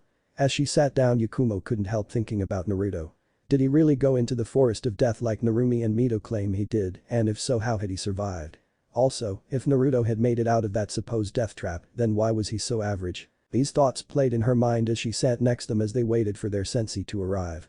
Being one of the few people who hadn't been affected by the mass Jinjutsu, she had noticed how people just seemed to ignore Naruto. Even his sisters ignored him, even avoided him at times, which she thought was weird. When she had asked Narumi why, her friend told her that every time she would get close to her brother, it was like an overwhelming sense of fear would wash over her. Yakumo had thought she was being absurd, but after having seen the way Naruto was treated by the village and his family, she was not surprised when Narumi told her that Naruto had ran away. But now that he was back, it seemed like whatever had been causing Narumi to feel that sense of fear was gone. Honestly, when she had been told that it had been Jinjutsu, many of the pieces that she had been missing had fallen into place, and now she knew why things had been so rough for Naruto. She had made a promise when he had gone into the forest that if he ever came back she would befriend him, and now being put on his team gave her the opportunity to keep her promise. After half an hour of waiting, most of the teams had been picked up by their sensei, and only 3 teams were left. Then a woman with purple hair stepped through the door. Ikao smiled as she saw her 2 surrogate younger brothers, and they smiled back. As she took note of who was left, she made a mental note that if Kakashi was as late as he normally was, she was going to burn his stash of Itchy Itchy Paradise books while she made him watch. At that moment, somewhere in the Leaf Village, a certain masked shinobi felt a chill run up his spine as he felt that his beloved book collection was in danger. But that mental note made she commented for Team 12 that she was their sensei and for them to follow her. As the 3 got up to follow her, Naruto made a shadow clone and gave him a piece of paper and told him to read it when after they left.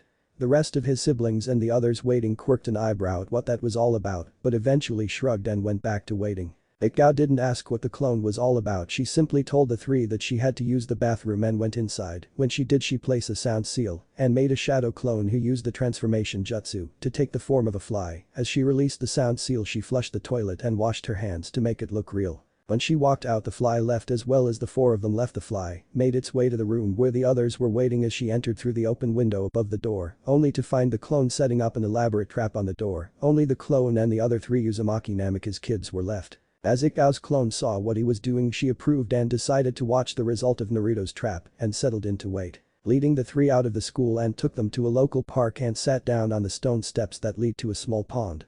Ikao looked at each of them and said, "Okay, I want each of you." Before she could finish her statement, she was hugged to the ground by Naruto, as Kunga just smiled as Yakumo never thought she would see Naruto ever show so much emotion. Ikao smiled as she got up with Naruto still hugging her. "It's good to see you too, both of you, but you are confusing Yakumo," Ikao said as she motioned to the confused girl. Naruto scratched the back of his head and moved to sit back down. "Pardon my Otanto's action, but we are close," Ikao said as she looked at her students.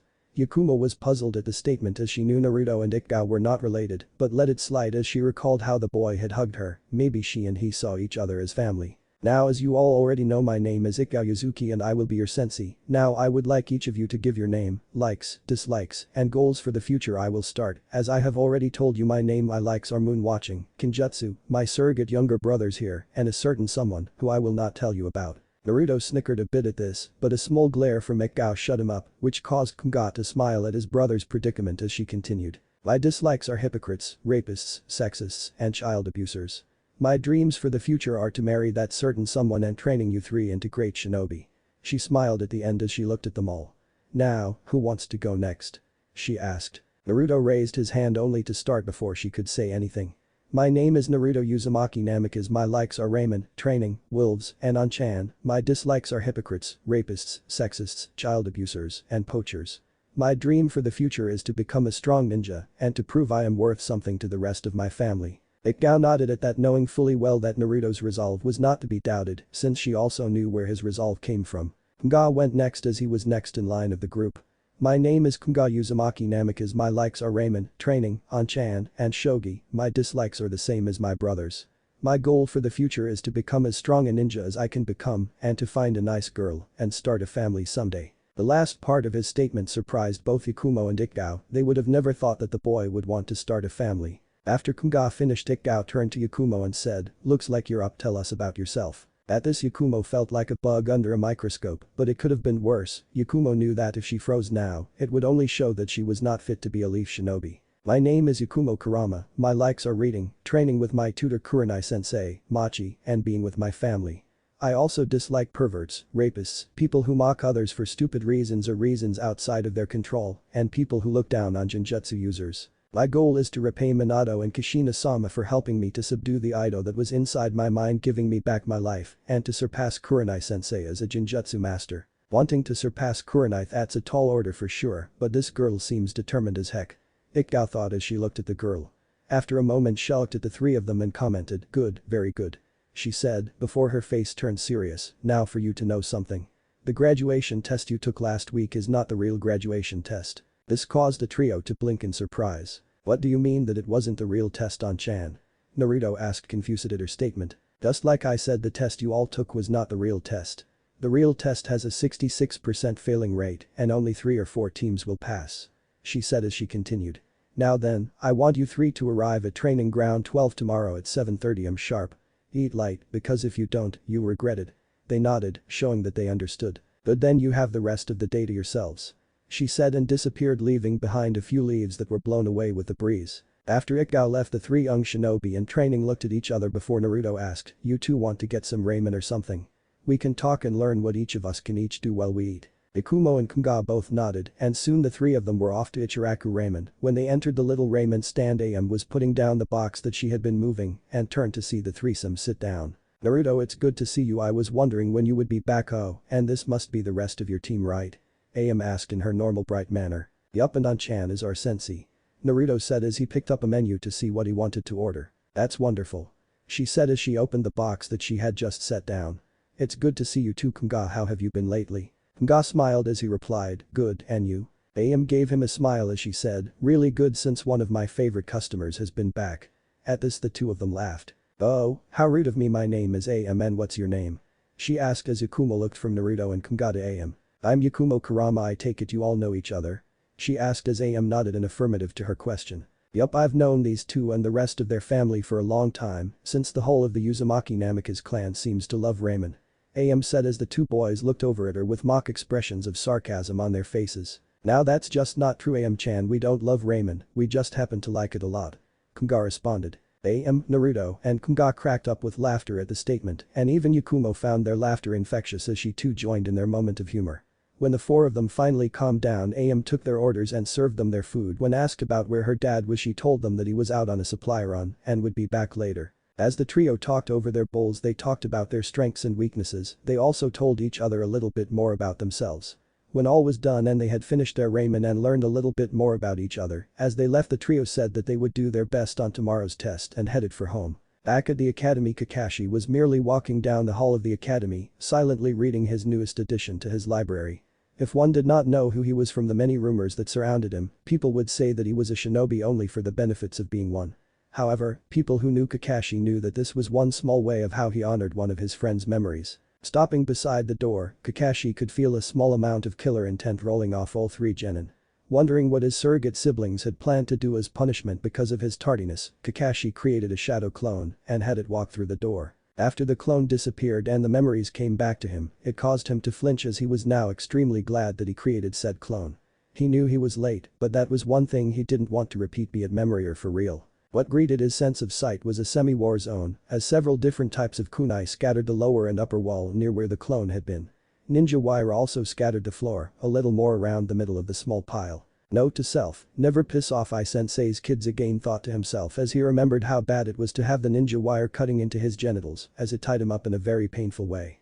Not only that, but his favorite book had been soaked in what looked like oil. Where had they even gotten the oil from? Kakashi could only guess before a match struck a hard surface before lighting the wire and his favorite book. As Kakashi walked through the door, a note was laying on the floor. The white-haired ninja bent to pick it up. When he turned the note over and read it, a chill went down his spine. Dear Kakashi, if you are reading this message, then you used a shadow clone or a substitution to take the fall for my trap like I figured you would. Hope it was a clone so that way you at least know what it felt like, since shadow clones transfer memory. This is your only warning before something bad happens to that pile of smut you call a book collection. Try to be on time from now on. Oh, and this is just me telling you what I will do, no telling what An-chan would do to you, so if I don't burn that smut you can bet she will, or she will do something much worse. Sincerely, Naruto. P.S. And don't you bother with some lame excuse about a black cat crossing your path or how you got lost on the road to life on your way to meet your team Gyorajinin and now Sensei act like it. At this point, two things went through Kakashi's mind as he looked up from the note. 1. Nothing could be worse than having his prized book collection be burned. He would rather die than have that happen. 2. Where was Naruto? Looking around the room to see if he could figure out where Naruto was hiding, because there was no way he would miss a chance to view his handiwork in person. As he looked around, said blonde's clone in fly form decided to have some fun as he buzzed by Kakashi's ear and landed on the back of his neck, only for the clone to be dispelled when Kakashi slapped himself on the back of the neck to try and kill the supposed fly. Ikao's clone, who had also taken a fly form on the other hand, flew out the open window and dispelled itself where no one would see it. Kakashi thought that he must have missed and that the fly flew off to somewhere else, looking now to the three genin who were all somewhat amused by their brother's antics. Even Menma Kakashi told them to meet him on the roof and that he would be waiting before disappearing in a puff of smoke. When Naruto got the memory from his clone and the look on Kakashi's face, he found he couldn't stop grinning as they continued to walk home. Kunga noticed this and asked, "What's so funny?" To which Naruto replied, "Nothing, I just remembered something that I found funny, that's all." When morning came, Naruto woke early and got ready for the test that day as he headed for the bathroom. Well, he still had the chance. When you live in a house with 4 other siblings, the line for the shower can get long, but as luck would have it, the Uzumaki Namika's estate had 3 bathrooms, 2 of which were for the kids, and the third was the master bath that was off of Minato and Kushina's room. After a quick shower, Naruto dressed in his new clothes and head for the kitchen to get something light for breakfast. As he entered the kitchen, he found Kunga already there eating a small bit of fruit salad and that his brother had made 2 bowls, one of which he pushed over to the seat next to him. Naruto smiled and accepted the bowl, which he ate with gusto. One thing that Naruto knew was that his brother may not have been as good as their mom, but he was still pretty good when it came to cooking, that is if you could call fruit salad cooking. After they finished their meal, the 2 boys got the rest of their gear that they would need for the test, strapping their kunai pouches and such into place. They both headed for the front door, only for Kushina to be waiting by it. When she saw them, she smiled and hugged them as she told them, "Good luck and do your best." With that, she stepped back and watched as they walked out the door and headed to training ground 12. Along the way, Yakumo met up with the 2 brothers and the trio made their way to the training ground together. When they got to the training ground, it happened that they were about 20 minutes early, but that didn't bother the 3, as they knew they were going to be early when they had left for the training ground. When they did, since they had a bit of time to burn, Kunga took out a small storage scroll and unsealed a shogi game that was already in progress and sat down with Naruto sitting opposite him to finish the match. Yakumo sat down next to them and asked when they had started the game, to which Naruto replied, "Last night." While this was going on, Ikka watched from a tree in the forest of the training ground, pleased that her team had shown up early. It showed that they took this seriously. Having shown up about 5 minutes before her team, Ikka had wanted to get some peace and quiet to herself, but she didn't mind sharing it with the young genin, as she wanted to see how they would act without her around. And so far it seemed like her team got on just fine. Little did she know that Naruto had picked up on her chakra when they had arrived there. He just didn't tell the others, because why spoil the look that he would get from his An-chan when he told her he knew where she was the whole time. After 20 minutes had passed, Ikko entered the clearing of the training ground and walked over to her team. It's good to see you all here and early, that is also good, that means that you take this seriously. Ikgao said as she looked at the three genin. Anon-chan, you were in the trees the whole time watching us. Naruto stated, which made Ikgao and Yakumo blink and stare at him, while Kunga just smiled, knowing full well that his brother was a sensory type and that compared to Naruto, Kunga wouldn't even come close to matching his skill in this field. Though he knew how to sense chakra, his sensing abilities were not as sharp as Naruto's. Ikgao was slightly in shock at the fact that Naruto was able to sense her like it was something casual, but then again, this is Naruto after all. The boy who defies logic, she thought to herself. Okay, since it seems that everyone is obviously ready to start, let's go over the rules. Ikgao said as she pulled 2 silver bells from her pocket and dangled them in front of her genin. The rules to this test are simple, all you have to do is get these bells from me before the timer runs out. She stated, setting a clock timer on the stump that she stood next to said clock already ticking. If none of you get a bell by lunch, then you will be tied to one of the 3 stumps while I eat my lunch, and after that you will have a second chance to get the bells. If you fail, then you will be sent back to the academy. Ikgao stated, attaching the bells to her belt. This made Yakumo flinch while Kunga just frowned. Thinking to himself that there were only 2 bells, and that would mean that no matter who got the bells, one of them would be going back to the academy, which would mean that this test was not truly about the bells. If that was the case, then it had to be about something else. Naruto was already thinking the same thing and had already come to the conclusion that the test was about what they could do as team, not who got the bells. If that was the case, then they needed to work out a plan and fast. Oh, and one last thing, come at me with everything you have, cause if you don't you won't win. Ikgao stated, looking the 3 of them in the eyes, and the test already started. At this, the 3 genin scattered into the trees. Once in the trees, Naruto and Kunga decided that they needed to meet up with Yakumo, but it would be too easy for Ikgao to find them if they grouped up. So, they both made shadow clones and sent them to where they could sense her chakra was coming from. Yakumo was crouched behind a tree that gave her a view of Ikgao that was uninterrupted. She needed a plan to get one of the bells from her sensei, or she was headed back to the academy, and she had worked too hard for it all to be for nothing. While she had been focused on what was in front of her, she missed Naruto and Kunga's clones as they came up behind her, startling her, which caused Yakumo to squeak, or that would have been the case if not for the fact that Naruto's clone clamped his hand over her mouth. Think you can give a girl a warning next time? Yakumo asked, staring at them like she was going to kill them herself. I nearly had a heart attack. Sorry, but this was the easiest way to fill you in on what's up with this test. Kunga's clone stated, which made Yakumo frown. The test is all about getting the bells. Yakumo claimed like it was so obvious. No, the bells may be part of the test, but they aren't the true goal of the test. Naruto's clone stated, the true test is about working together as a team to get the bells. But there are only 2 bells, Yakumo countered, so even if we work as a team, one of us will be headed back to the academy. That's the point of the test, the bells are to divide us, so we focus more about ourselves than our teammates.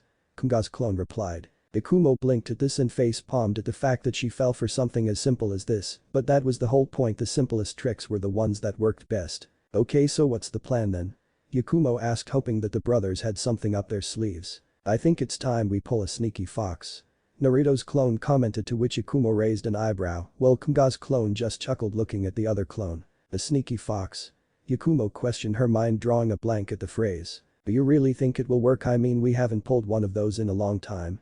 Kunga's clone asked, to which Naruto just smiled. What's a sneaky fox? Yakumo asked, starting to get annoyed. That's why I am sure it will work, after all we never really pulled one on Anon-chan.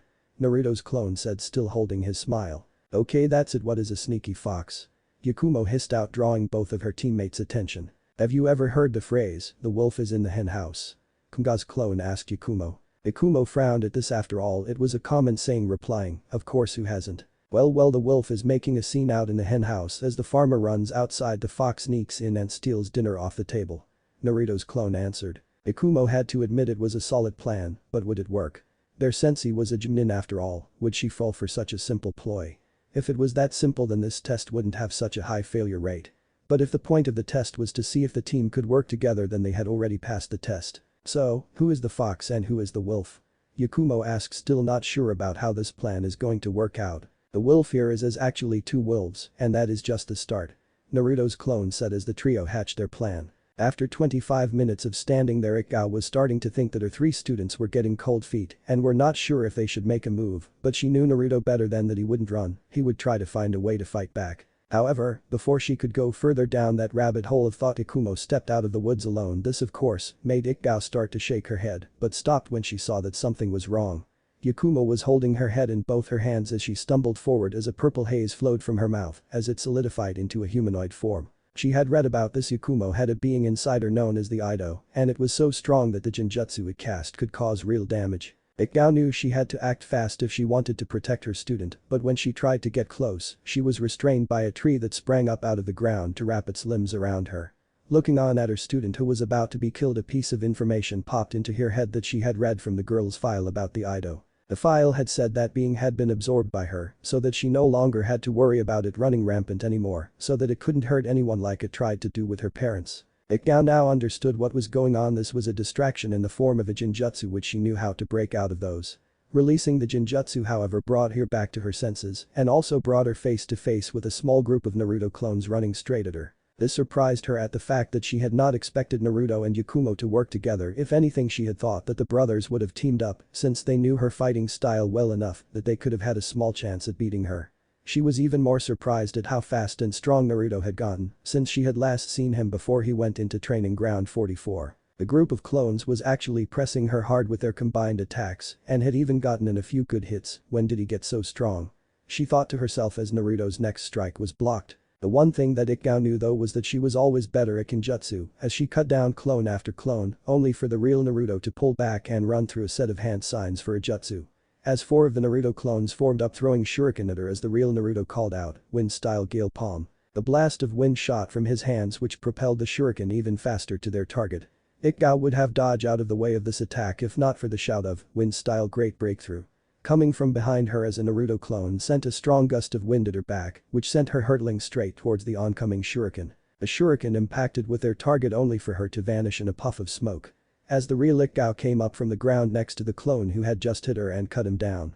Turning to Naruto, she smiled as she heard a twig break behind her. She ducked Yakumo's strike and used the girl's momentum as she grabbed her arm and threw her at Naruto. Naruto raised his hands as Yakumo did a quick flip, so her foot was aimed at Naruto's palms, which she used as a springboard to propel herself back at her sensei, who she locked eyes with for a shot bit as Ikao leaned back, which allowed Yakumo to pass straight over and past her, doing a quick roll on the landing. To burn off the momentum, she came up in a crouch as he long sleeve coming back to reveal wrist-mounted senbon launcher firing 5 senbon at Ikao. As she came up, the senbon hit their mark only for it to be a Naruto clone that disappeared in a puff of smoke. The real Ikao stood where the now gone Naruto clone used to be. She smiled as she said, "Congratulations to you and Yakumo for coming up with a solid plan, but you're going to have to do better than that." As soon as these words left her mouth, a smoke bomb hit her from behind and caused her to stumble. Recovering her balance, she felt a tug at the spot where the bells were located. As she darted out of the smoke cloud, she looked down to see that both bells were still there, but now Kunga was standing with Naruto and Yakumo. Ikao smiled that the three had worked out this little plan. Ikao shook her head as she looked at the trio and said, "Well, I guess that this means that the 3 of you can work together. That means you." She trailed off as a small red fox run up to Kunga to have it scurry up his leg and end up sitting on his shoulder with both bells in its mouth. She looked down to see that both bells were missing now. Ikao blinked as the fox lowered its head as Kunga reached up to take the bells from its mouth. Nodding at it, the little fox jumped down from his shoulder and vanished in a puff of samki. When she saw this, she smiled. Well played indeed. So, who are you giving the other bell to?" Ikao questioned. Kunga looked at her, then tossed the bells to Naruto and Yakumo, who caught them and in turn tossed them back to Ikao, who caught the bells and smiled at this outcome. "We did this as a team. If you send one of us back, you send all of us back," Naruto stated as Yakumo and Kunga stepped up to stand next to him, showing they agreed with his statement. "Very well, you all pass," Ikao said, making the 3 teammates smile. "You 3 are now officially Team 12. Take the rest of the day off because tomorrow the real training and work starts." The trio asked Ikao if she would join them for a meal to commemorate them becoming a team, to which she said that she would meet them later for food. Right now she had to make a report to the Hokage and left using body flicker. Ikao arrived at the Hokage's office to find several other Jmin in there as well as the Hokage. As she looked around, she noticed that Kakashi was not there as the meeting started with each sensei who had been given a team making their report about if their team of genin passed or failed the test they were given. One by one the sensei presented their reports. When about half of the sensei had made their reports, Kakashi showed up and waved to everyone with a causal yo, like he wasn't just showing up a half hour late. Turning to the Hokage, he continued, "Sorry I'm late, I got lost on the road of life." This statement caused everyone, including Minato, to face vault. "Really, Kakashi?" Asuma said as he shook his head after getting back to his feet. "That excuse is so old nobody is using it anymore. Heck, most people don't even remember that one." Kakashi I smiled nervously as he scratched behind his head. "So Kakashi, how did they do?" Minato said with a sigh, while Kakashi gave his report. "They passed, not that I was expecting any other result, I mean they are your kids after all." The masked Nin said as he smiled. Team 12 also passed Hokage-sama, they were pretty good for a couple of rookies. Their teamwork was well executed, but the most surprising thing was Naruto. At that statement, everyone's attention was focused on Ikao. Minato's eyebrow raised at her statement and asked if she could continue, which she did. "I knew he was fast, but since he came back from the forest of death, that kid is faster than ever. And I mean fast. I'd estimate that in terms of pure speed, he's at least high Chunin to low Jumnin. But that's not all, he hits pretty flippin' hard too." Lifting the sleeves of her shirt, Ikao showed the light-colored bruises that spotted her arm. "These were from Naruto, I'm not joking when I say he actually pushed me hard. The first move he made was a kick to the head, and I'm sure if I hadn't dodged it, I'd be in the hospital with a concussion right now." At the end of her report, everyone in the room was silent. The supposed most average kid of the academy managed to actually make the famed sword mistress of the leaf fight him like she meant it. That sent a shock through their systems, as well as curiosity as to what else he could have been hiding. Minato knew that he had to get to the bottom of that mystery when he got the chance. Though he doubted he would get very far since Naruto still didn't trust him fully, or most of the family for that matter. Thank you everyone. For the genin who didn't pass, please notify them that they will be put on reserve until they are placed on a team, alright? That's all I have, thank all of you for your reports and meet me tomorrow for your squad's first mission. What if Naruto neglected by family overpowered council bashing? Thanks for watching my video till the end. If you enjoy this content, then do consider subscribing to my channel and leave a like if you guys need the next part, comment down, and thanks for watching the video and see you guys in the next video.